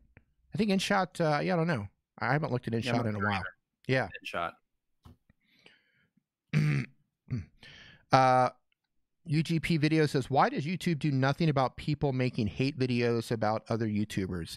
Because they're not getting reported. Videos. So if you're making hate videos, you're violating their terms of service, their community guidelines. It just means that they're not getting reported. So make sure you report those videos and keep reporting them, and get other people to report them as well, because you have to put it on the radar in order for them to actually see it. They're not going to automatically see it. I mean, their algorithm technically should pick that up, right? They pick up everything else. They should pick that up with certain language, but they're not. Maybe they will in the future, but report that stuff. Just report it, report it, report it, report it. All right, next question comes from... really quick, I just to hop in here real quick, D, if you don't mind. Yep, take it. I think it's crazy that people are like, I don't know if they do it because they think like, well, hey, if I do this and I talk like this, people will come and watch my videos. Yeah. But it just blows my mind that people make hate content in general. You know, it's like, really? Like that's the worldview that you have, like making content like that, and you're trying to like spread that whole thing. Like, that's just horrible in my opinion. It's bizarre. Right. Tech Love and Mama says Filmora Go doesn't have one if you pay like $4. It's a one-time fee. And Dow says InShot is free. I thought InShot was paid, but yeah, she says it's for if you want stickers and stuff. Okay, my bad on that. Driven Trekking, how you doing? All right, next question comes from Model Chickney Luxury for Less. I joined YouTube in 2008. Only became serious on my channel in the past 2 years. I have 5,000 subscribers, but not a lot of views. Does the algorithm favor newer dated channels compared to older channels, therefore lower views? Should I make a new channel and try to move subs over to my new channel for a 2020 year start date? Also, my brand account is not the account I use for my channel. My brand has 0 subs and my channel has 5,000 subs. Does it make a difference? Nick, I'm going to let you tackle that one. Older channel versus newer channel. Not having subscribers on it makes no difference whatsoever. Say that again. You broke up. Say that again. Yeah, so having no viewers on the brand account or no subscribers on the brand account, that has no bearing at all on what's happening on the account that is active, the one that you're actively using. So you're fine there in that regard. What was the other part of the question? Moving content over? They have an older channel and it's not getting views, and they're wondering if are they getting penalized because it's an old channel?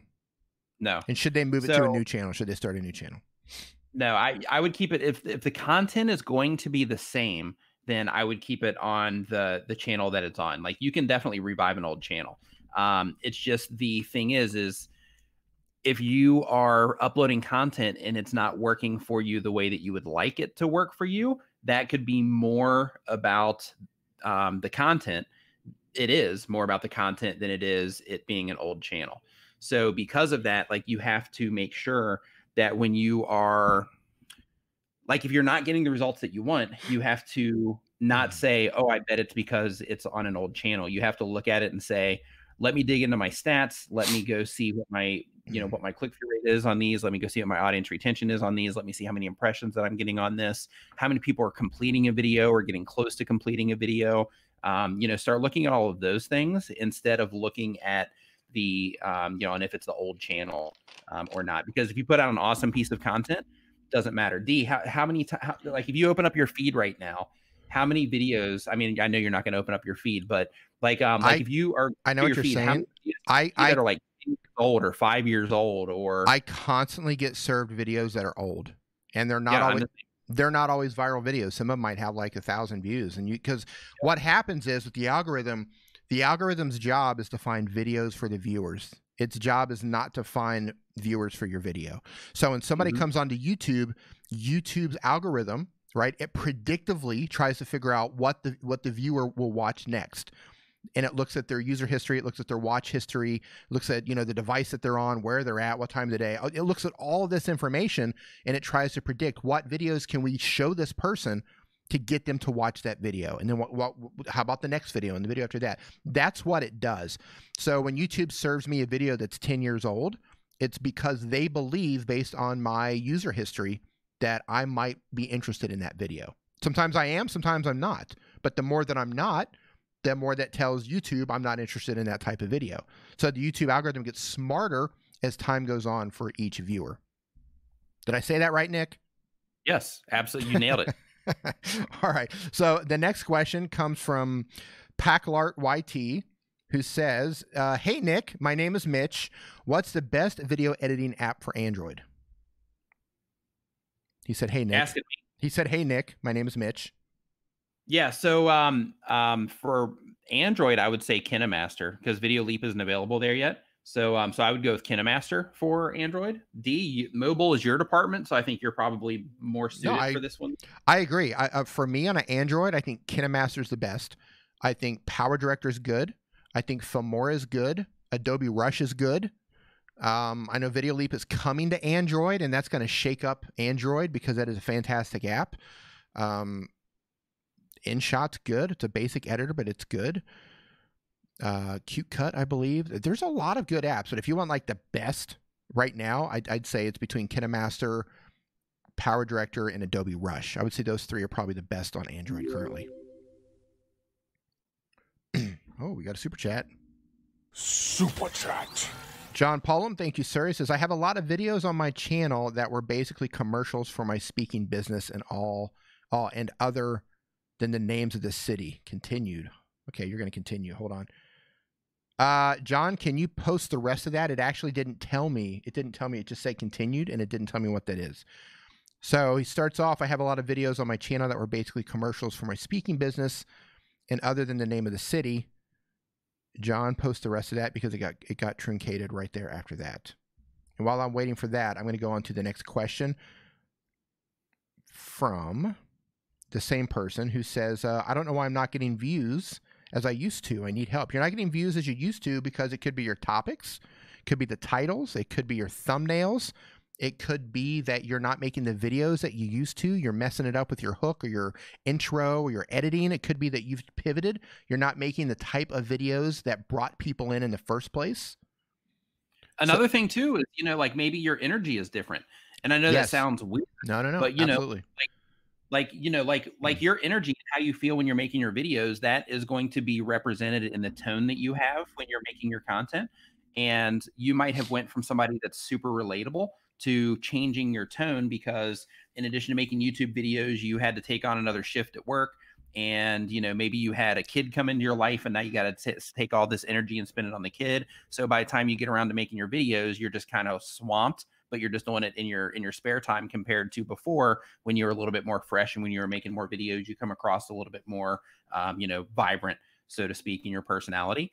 So, you know, it could be something like that as well. So you got to analyze literally every possible scenario in that situation and start, you know, knocking them down. Hey, you know, has anything changed to where I could be, you know, like if I watch this video compared to this video that was doing well, how am I communicating in each one of these videos? And also it comes down, like Dee was saying, you know, the topic choices that you're making and, you know, all of that as well are also super important. And the time of day that you're uploading, the day of the week that you're uploading, you could have changed something. We were talking earlier, and Nick, before you came on, like, and I know Nick, you're the exact same way. If I miss my sweet spot for uploading, it could cost me 1,000 views within the first 24 hours. Oh yeah, easy. Yeah. So there's a sweet spot for uploading. You got to find the uploading, and you're a gaming channel. So it's possible that when you started, the game wasn't as saturated. There's so many variables here. Without looking at your channel on the back end with your analytics, it's really hard to say. So back to John. Other thing, just to put it out there, like here, I'm going to hide this person right here asking for subscribers. But yeah, so another thing too is like you used to get more views and then now not so much. Another thing that can be is that you were connected to more videos before because you were uploading more regularly and, you know, and like you owned some of those spots on some stronger videos that were bringing traffic to you consistently. And since you weren't uploading and maybe you had some competitors come in and they basically took those spots from you, so that kind of dried off or squeezed off your traffic source.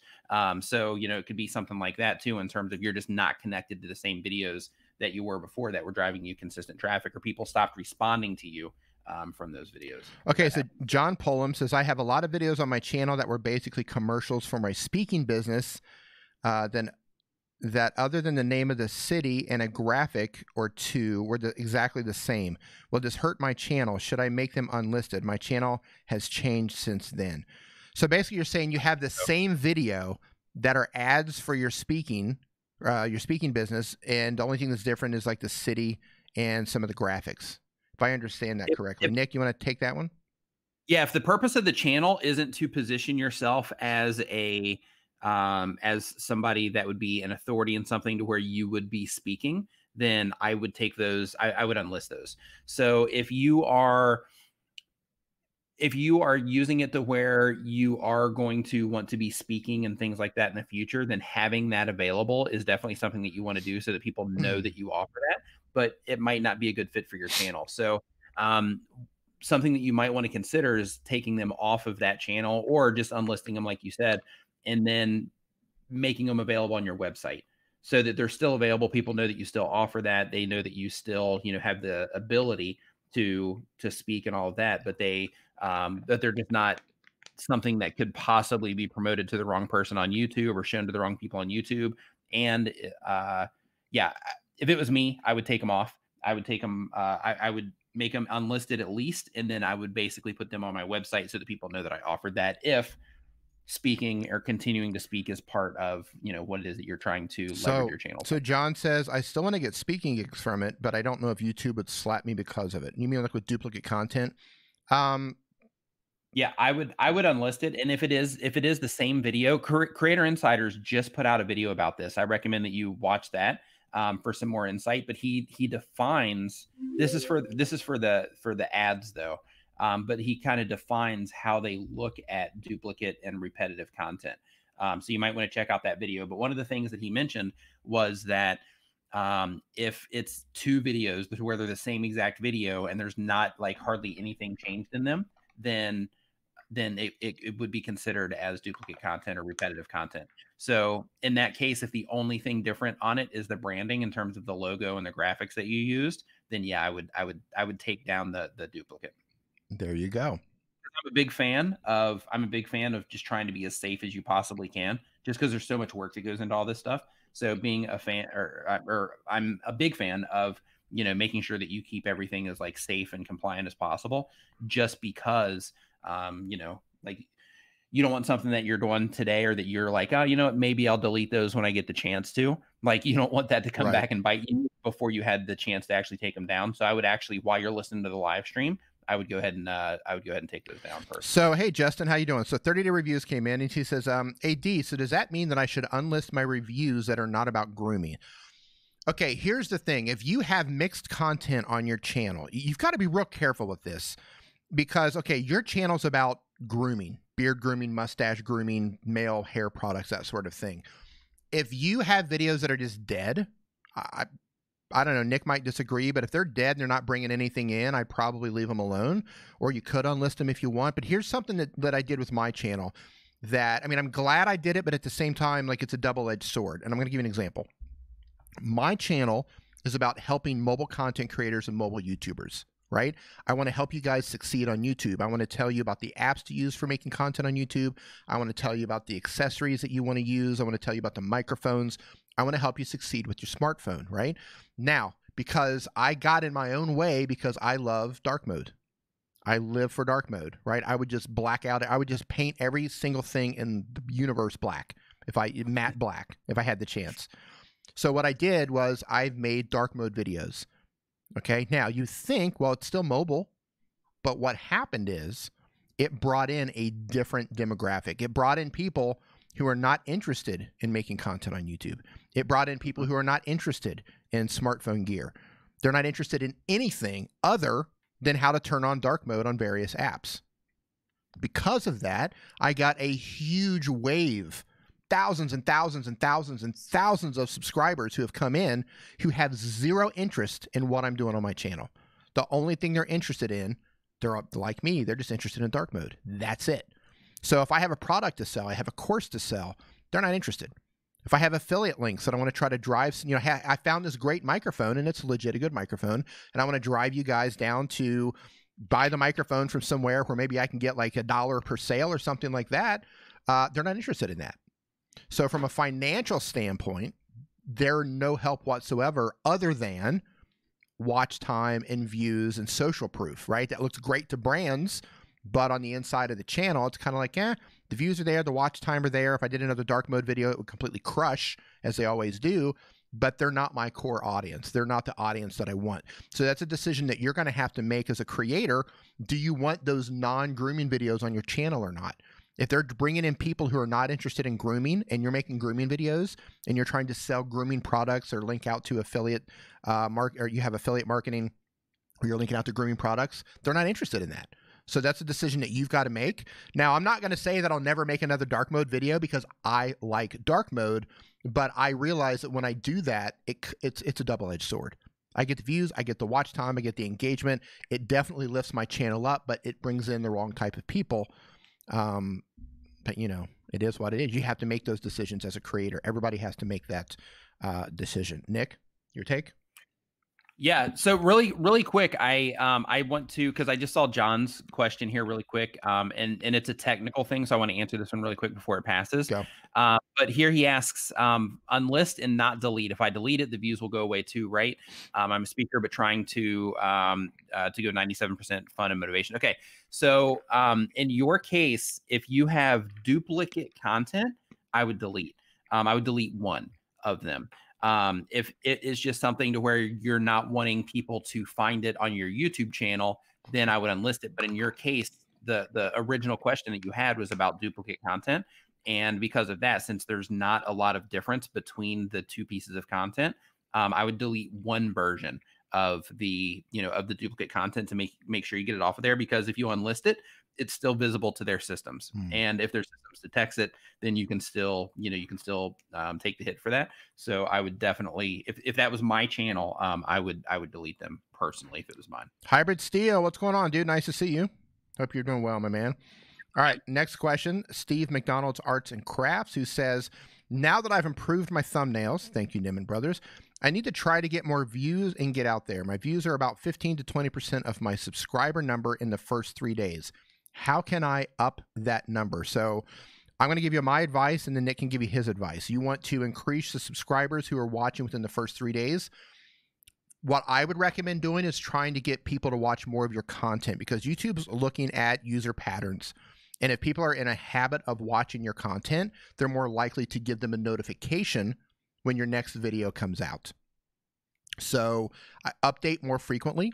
Take advantage of cards and pinned comments and end screens and links in your descriptions, trying to get people to watch more videos. The more of your content they watch, the more likely YouTube is going to give them a notification, because YouTube says, okay, this person is interested in Steve's content. He just uploaded a new video. We want to give them a notification so they can continue watching this video. So that's my take, is try to get people to watch more of your content to increase the chance that they're going to be notified when you upload something. Nick? Yeah, so you can actually see this in practice. Like if you are, you can go to any channel that gets recommended to you, as an example, on your homepage, and go just click on that first video. And then whatever video gets recommended to you next that you can identify that is clearly their content, either go to their channel page, or if YouTube recommends it in the sidebar, or if they recommend it on their end screen, watch like 3, 4, 5 videos from a channel. And what you're going to see is, even if you don't subscribe to that channel, all of a sudden YouTube is going to start showing you their content, even if you're not subscribed. So based on getting more people to watch your content, like Dee was saying, funneling them into recommending additional content for them to watch is going to bring you higher yields in terms of getting people to see more of your content when you first publish it, because YouTube is going to be showing it to more people. Now, more people because they're watching more of your content. But one thing that you want to think of is, just because YouTube is showing it to more people doesn't necessarily mean that those people are going to come in and watch. So because of that, another part of getting people to watch more of your content is to make sure that once you figure out the content that people are really liking from you on your channel, like, hey, when I make videos about this specific topic, people really come in and they watch videos a lot. When I make videos to where, I talk about this certain thing, like Mr. Beast, we'll use him as an example. Real quick, I just want to say, hey, Jake Sloan, how you doing, man? Nice to see you in here. Go ahead, Nick. but once he tapped into the thing about, like, wow, when I start giving away money, people really pay attention to these videos, he started doing it over and over and over again. And that, that was one of the things that helped him, blow up. Is he was able to identify that, and able to identify that people responded to that type of thing. So he just kept doing it, and people kept responding. So when you find, if you want people to watch more of your content when you publish it, you need to really dig in and start finding out, okay, when I make videos about this, how does my audience, my current people, how do they respond to this? And you can actually find that out in your stats by going in and looking at, how many subscribers are watching your videos versus non-subscribers. You can also find that out by looking at the click-through rate for the different topics, like on the first day that you upload. Because what that will do is that will give you a little bit of insight, and you can drive that down into the traffic sources too. But what that will do is that will give you some insight on how the very first people that YouTube thinks are the most likely to watch your content, how they respond to what it is that you're putting out. So the topics that you talk about, where you have a high click-through rate when the video first starts, or when you first publish it, compared to the amount of impressions that you're getting on it, when you can start identifying through those, then you can say, okay, well, my subscribers, even if you have a higher percentage of people that are not subscribed to the channel, you'll be able to say, okay, my subscribers are interested in these topics, or the people that are the closest to my content, I should say. They respond to these topics at a higher rate than they do these other topics on my channel. And then you can really double down and start focusing on making sure that you're making those things that people respond to most when you first publish your videos. Because of course, like, if you have videos that have done well, but they've gotten, most of the traffic on the back end, but what you're trying to accomplish is getting more people to watch it quickly, then in that situation, you have to go in and figure out what it is that gets those people that YouTube shows your content to first. What is it that gets those people to respond to what it is that you're doing? So Jake Sloan just made a great point when I was talking about taking advantage of your end screens and your cards and your playlists, or your description links and your pinned comment. And this is absolutely true. So you don't have to just link out to a single video. You can link out to playlists, and you can really rack up views and watch time that way. He says, funnel people into playlists. This helps so much with channel engagement and growth. That's absolutely true. So Quirk Theory dropped a $5 super chat. Thank you. He says, I know you can playlist videos that aren't on the channel, but can you put ones that aren't in your end card so I can link multiple channels together? What? Hold on. Say that again. Say that one more time. He says, I know you can playlist videos that aren't on the channel, but can you put ones that aren't in your end card? Quirk Theory, I'm not sure you worded that correctly. Unless, Nick, you understand that one? I think so. Like, if they're asking if, since you can put playlists together that are not only your content, can you add one of those playlists to your end screen? Absolutely, you can. But if you do that, I really recommend that you make sure that everything in that playlist is topically similar. Yes. Because what you're doing is you're driving people into that playlist. And if you drive a lot of people into that playlist, then they're going to be watching that content from those other channels, which are also watching content on your channel and all that. And then it's going to start making that connection over time, that people that watch your channel also watch these other channels. But you got to get them to your end screen. You got to get people doing that en masse. But without question, that's something that you can do. Yes. Model Chickney Luxury for Less is asking a question here, saying, I started doing giveaways and I've gained new subscribers. I would like to continue doing giveaways when I reach a new milestone. I just don't want to get in any trouble from YouTube. I think it's okay. Don't do it. I hope it's okay, D, that I took this, because yes, but let me answer Justin really quick. Justin gave me a $2 super chat for some nuts. Notice I don't have M&Ms. I got nuts right here. So yeah, I'm trying to not eat M&Ms, almonds, walnuts, Brazil nuts, cashew nuts. Thank you, Justin. Much appreciated, brother. These nuts. That's good. These nuts right here. The memes that make themselves. So when it comes to doing giveaways on your channel, make sure, because you mentioned that you don't want to get in trouble. So make sure that you are putting their contest rules down in your description, or their contest requirements. If you just Google for YouTube contest or giveaway requirements, then you'll find what you need. But they require certain things in your video description. For example, you have to make it clear that YouTube is not part of your giveaway. You have to make it clear that like if you're collecting data of any kind from people for your giveaway, if they have to put in an email anywhere, anything like that, that you're clear on how they're doing that. But they have like this list of stuff that you have to put in your description to be compliant. Now, when it comes to getting subscribers because you're doing giveaways, you guys aren't right. You're not right, guys. Yeah, I would be really careful with that. And the reason that I would be careful with that is because when you are growing your subscriber base based on giveaways, you are pulling in subscribers that only care about the stuff that you're giving them, and they don't necessarily care about the content or what it is that you're doing in your channel. They just want to win the stuff.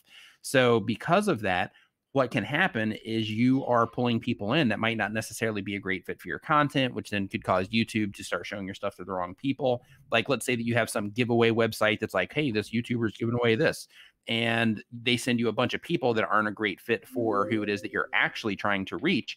Then they could actually end up damaging what's happening on your channel instead of helping it.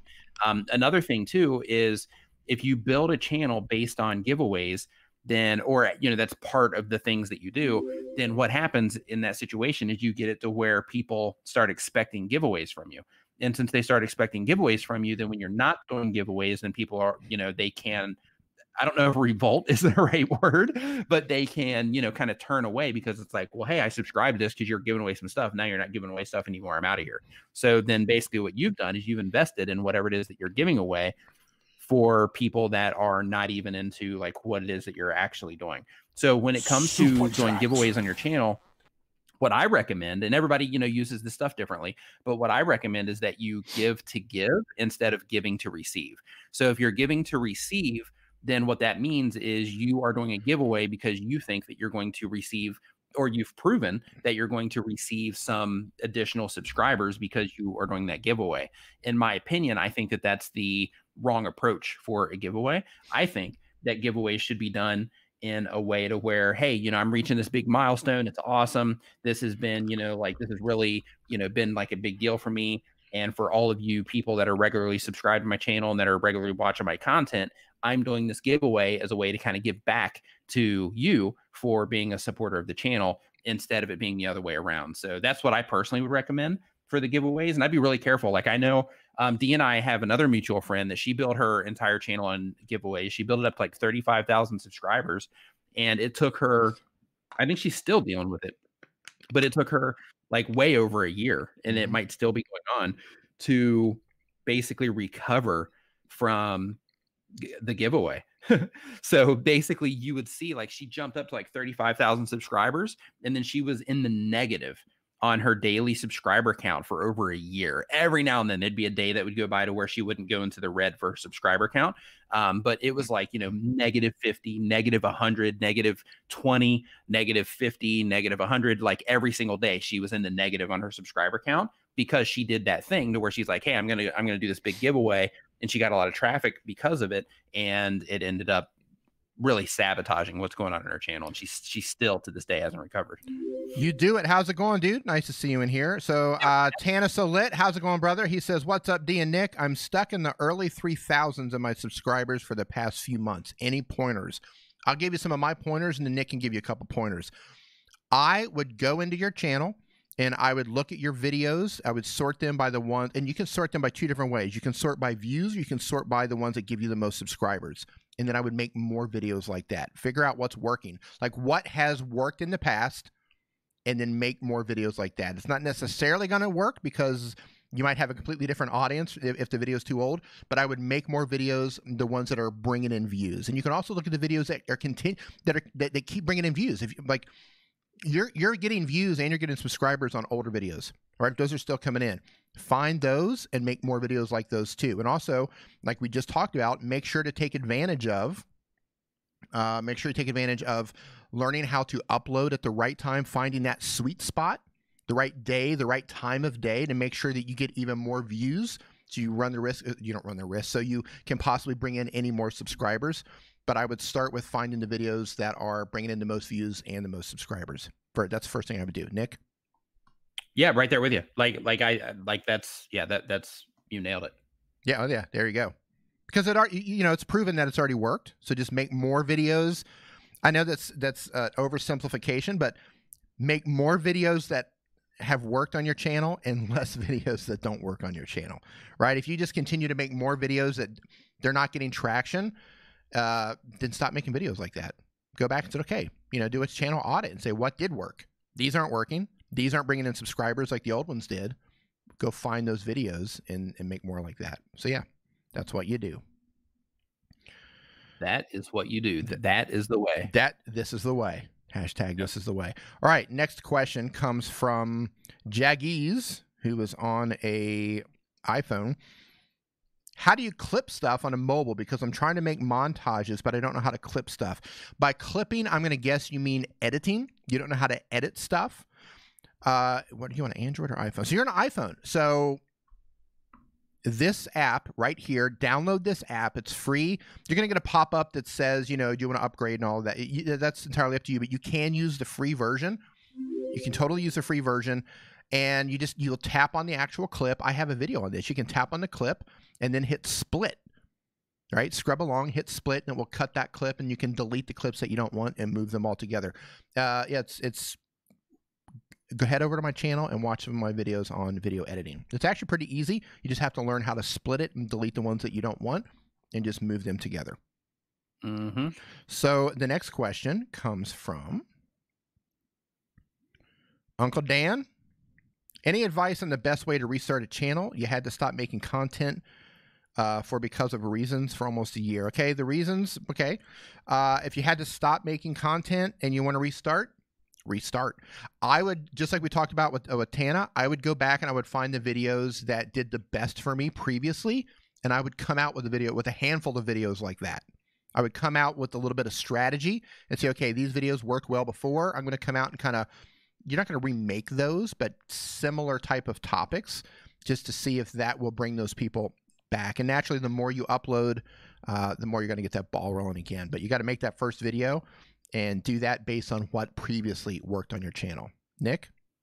Yeah, right. The same exact thing. You know, like if you took the break and you're wanting to get going again, right? And the same rules still apply in terms of, you got to make content that people want to watch. You got to make people, or you got to make thumbnails and titles that people want to click, or that cause people to click. So yeah, like if you're wanting to restart the old channel, restart the old channel and just move forward. Yeah. It's the only option that you have, right? Yeah, exactly. Yeah, that hardest video coming back is the first one because you're rusty, right? You're dusty. Same for me. If I don't make a video for like 2 weeks, it's hard for me to sit down and make that first video. Doesn't matter. I've made, I don't think, 150 videos on my channel already, and even if I take a break, making that first video again it's almost painful in a way because everything's awkward. I'm dusty. You're out of the flow. I don't communicate as well. But then after I do one or two, I'm right back on the horse. Super chat. Jake Sloan says, cheers, guys. Dee and Nick gave me fantastic advice everyone should follow if you want to grow on YouTube. It takes some practice and time, but worth it in the end. Thank you, Jake Sloan. Hope you are doing well, sir. Looking at your channel, Jake, this is my first time seeing it. Really cool looking stuff. Oh, yeah, dude. He's holding it down in Alaska. Really. One of these days, I'm going to make it up to Alaska, and we're going to do some glacier exploring together. I'm like super fired up for that. I went out on a glacier. We went into some ice caves up in Iceland, and that was just a surreal experience. You know, walking around on the glaciers and going inside the ice tunnels. That was like, it was like being on another planet. So yeah, I would love to come up there and do that with you. He's got some amazing stuff. Josephine. Yeah, really cool stuff. I like the value prop here in terms of for creators on the go. That's fantastic. Yeah. He's got solid stuff. You have a new subscriber, Jake. Right. All right. Next question comes from Adam's Exploits. It says, what stream deck you recommend for someone who's technically challenged? I'm eventually going to use vMix. Right now I'm using a Logitech C920 with StreamYard. I purchased a Canon M50 with a kit lens. I'm accessorizing now. I got the Elgato Camlink 4K, etc. Okay. For the Stream Deck, I'm having a problem getting vMix to work with the Stream Deck. I can only add a couple of keys and then it just stops working. I don't know if that's a problem with vMix or Stream Deck or what. I haven't reached out to either one of them yet. I'm just trying to figure it out on my own. I've got this thing for me, like if there's a problem, I try to figure it out on my own because it helps, because then when that problem comes up again, I know exactly what it is instead of like reaching out and they're like, oh yeah, an update's going to fix it. I try to find workarounds. I try to find ways to like cheat the system and figure it out because it makes me a better problem solver. But I can tell you that vMix for me and the Stream Deck has been having problems. Now on StreamYard, it doesn't work yet. They might add that functionality in the future. Streamlabs and OBS, it works fine. I know they can use it on vMix, but I know a lot of people, if they're using vMix, they use Nick, what's that called? The pad. Not Stream Deck, but the other one. What? X keys. Yes, for vMix, a lot of people use X keys. The letter X and then keys. It's like the Stream Deck, but it's a different brand, and I know that works better with vMix. Next question is from, who's this? From Cosmic W. I want to become better at drawing and art, so I could maybe use that to make my thumbnails with them in it to make them more unique, like my thing. Like I practice drawing as a hobby. My question is, if I do that, and get better, would it be a good idea to go through that with a plan? Like, will it work? Also, I love you and your brother's videos. Okay, when it comes to thumbnails, it's all about testing to see what your audience is going to respond to. Your drawings might just be gangbusters in your thumbnail. You don't know. You don't even have to get better. Like your draw, just put it out, test it, right? You have to test this stuff. Test it with your drawing, test it without your drawing. But if you're doing it, if your video is about drawing, try putting it on there. I would take that same drawing and I would use, I don't know if you're using an app or software, but I would crank up the saturation a little bit. I would make it a little bit more vibrant, make it a little more eye-catching, and zoom in on it so it fills up the screen to let people know what you're going to draw. But test it. Either it's going to work or it's not going to work. And there's no right or wrong. It's just you have to test out different things to figure out what's going to work well for your channel. If I put a drawing on my channel, it probably wouldn't work, right? But for yours, yeah, it would probably work, especially if you're doing art. Nick, I know you agree with that. Really quick, D, if you don't mind, Steve McDonald says, what's the best way to find a suitable person to collaborate with? There's an app called Collab Space that you might want to check out. It basically is for your like local, not local community. It's basically your, it's an app that is kind of like a bridge between you and other content creators. And they also have it to where like it'll check like people in your area and things like that. But you can use Collab Space to find people to collaborate with. Or if you have any type of local Facebook groups, you can also, you know, hop into there, ask if there's any other content creators in there that you would be able to just start meeting up with from time to time at coffee shops and whatnot, to where you might be able to collaborate with them in the future. Or you can go the good old fashioned way and just start tweeting at people that you would like to collaborate with, and, you know, sending emails to people that you want to collaborate with. But when you do, make sure that you reach out with a plan of some kind. If you're going to go that cold open route, right. Make sure that you do it with a plan of some kind. Yes. Because like, depending on who it is that you're trying to collaborate with, like they might not check their email all the time or whatever. So you want to make sure that you are, you know, that you let them know exactly what it is that you're trying to do when you make that initial conversation. Hey, Heidi, how you doing? Thanks for stopping by in the tail end of this thing. Next question comes from Plump Travelers, who says, what are your thoughts on using old footage from older technology, like an old cell phone? A trip that I've taken a few years ago. I think it's good if it looks good, right? Like you could build that into like a, do you remember Wayne's World? Yeah. Where they had like a flashback. Like if it looks like it's old footage, you could talk about it and reminisce about it. And like you could do some cool effect or something to kind of go back and you're thinking about it. You can get really creative with it if it looks old, but if it doesn't look that old, just work it in. Just work it in as B-roll. Nobody's going to know that it's old unless you say it's old. And even then, like you might be able to add some contrast and some saturation, and you might be able to dial it in a little bit to where if you put it in, people might not even notice, especially if you're looking at it on a phone. So test it out. Test it out and see. I mean, it depends on how old does it look. If it looks dated, then do a memory of it, and people will think it's an effect, right? But if you put it in a cloud bubble, you can put it in a cloud bubble. Yeah, you can always put it in a cloud bubble. Yeah, get creative with it if it looks old. But if it doesn't look that bad, yeah, throw it in there. Mix it in with some other clips. Or maybe you could do it if it, you know, like as you shrink photos and videos down, the smaller they get, the better quality they are. For example, so if I shrink Nick down here, right, he gets a little crispier as he gets smaller. But if I enlarge him, he starts to break up and he starts to get pixelated, right? The same thing happens with every video, every photo, if it's a poor quality, if it's not raw, right? So you could do something to where you're talking about something, and you could have like it's called a picture-in-picture, to where the video will pop up, just like you see in the news, right? Their news reporting, you see the video show up. So think about Nick being like the picture-in-picture.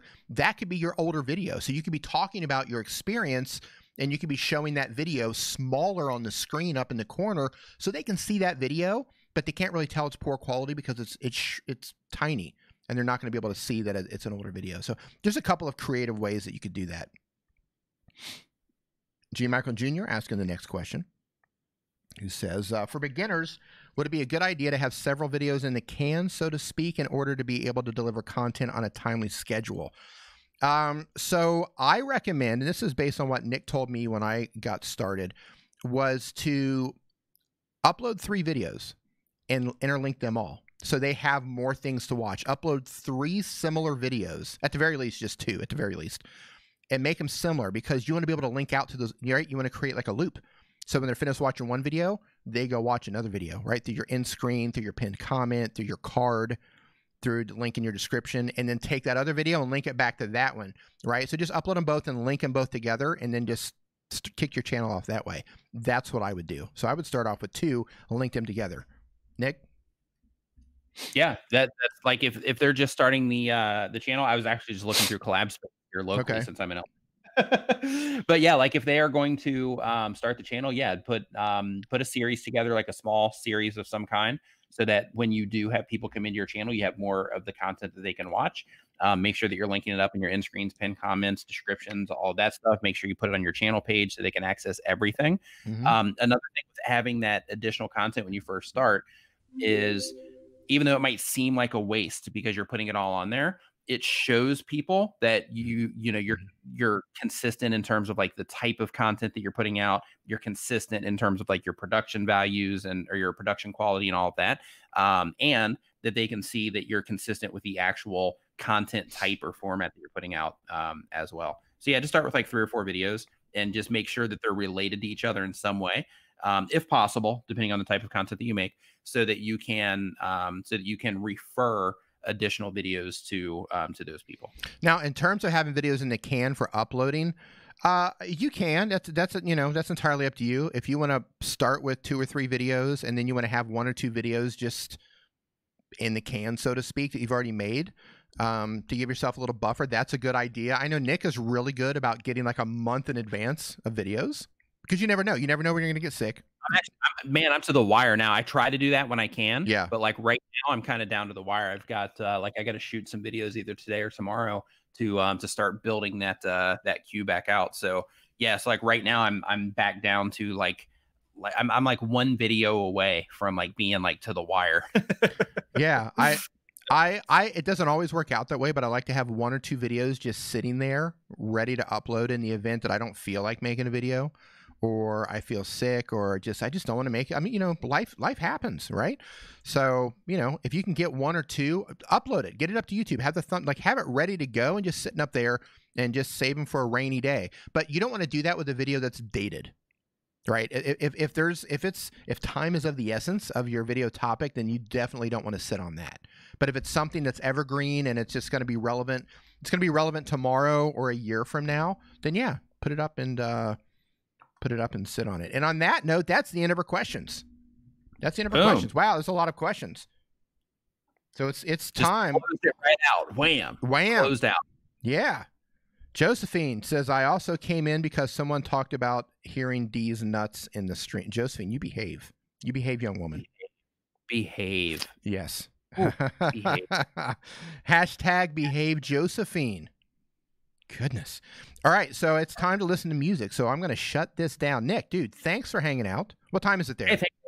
Hey, thanks for letting me hang out, D. And thanks for like going through that process of being like, okay, how am I going to figure this out real quick, like on the fly? You know me, like I'm all about it. I'm all about trying to figure stuff out on the fly. I love it because when that sort of thing happens, like I love that, like, can I do it without breaking everything?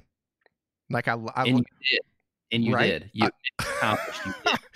I love it, but then you figure it out. So yeah, I love it. So thank you to every single person who asked an amazing question, both in the forum and in the chat. Thank you for everyone who dropped a super chat. Thank you for everyone who just hung out. I know a lot of you hung out the entire time. Thank you so much for that. Thank you for everyone who gave this a thumbs up. Thank you for the 2 people who gave this a thumbs down. It's still engagement. I'll take it. You didn't like the answer that you got, or we didn't pay attention to you. That's too bad. But yeah, everybody hung out. Man, there's a lot of people hanging out in here for a long time. Thanks for super chats. Thank you to the new channel members. We will be doing a live stream for members only here in just a couple of days. So keep an eye out on that. And Nick, I'll see you. I'm going to bounce out of here here at the end of the month. And our next stream will probably be maybe from California or maybe Mexico. Yeah. Yeah. And it's like, it's at the end of the month already. So yeah, so you got like a few days. Yeah. Until it's time for you to roll. And hey, we got a leap year this year. So we actually have 29 days this month instead of 28. So that's good. Yeah. John Paul says, are you going to New York, D? Maybe. It depends. There's a lot of uncertainties right now with my travel, and especially what's going on right now with the coronavirus. So we'll see. I know Nick is going. Nick's keynoting. Yeah. I'm definitely going to the People of Video. I'm actually really looking forward to the People of Video, and I think I'm going to Poland after the People of Video. Oh, really? As well. Yeah, working on that one right now. Interesting. You're going to be teaching there? Just for a presentation. Very cool. Conference. Heidi, maybe. So I'm leaving here at the end of the month, and I'm going to be March, April. Yeah, maybe working on it. The stream just went to crap. Sweeney Dunson says, okay, so I'm gonna wrap this up. Thanks for hanging out. I don't know. What do I get another? Where's the calendar? Hold on, let me look at the calendar. Is there another live stream on a Sunday? Give me a second. So it's it for February. The next Sunday is March 1st. Okay. So you'll be here for that. Yeah, yep. So the next time I go live will either be from the USA or from Mexico, where we'll be drinking. Yeah, I'm excited to meet you too, Heidi. What will we be drinking in Mexico? Daiquiris, tequila. What are we drinking Corona. in Mexico? Coronas. Drinking Corona. Yeah, of course. Yeah. Terrible. All right, guys. I will see you. Yeah, I'll be live on the other side of the world. So thanks for hanging out, and I will see you guys. Yeah, I'll see you guys in about a week or so, and I'm going to play some jams for a while. So if you guys want to hang out, listen to some music, or just talk amongst yourself, maybe I'll be back later. Maybe I won't.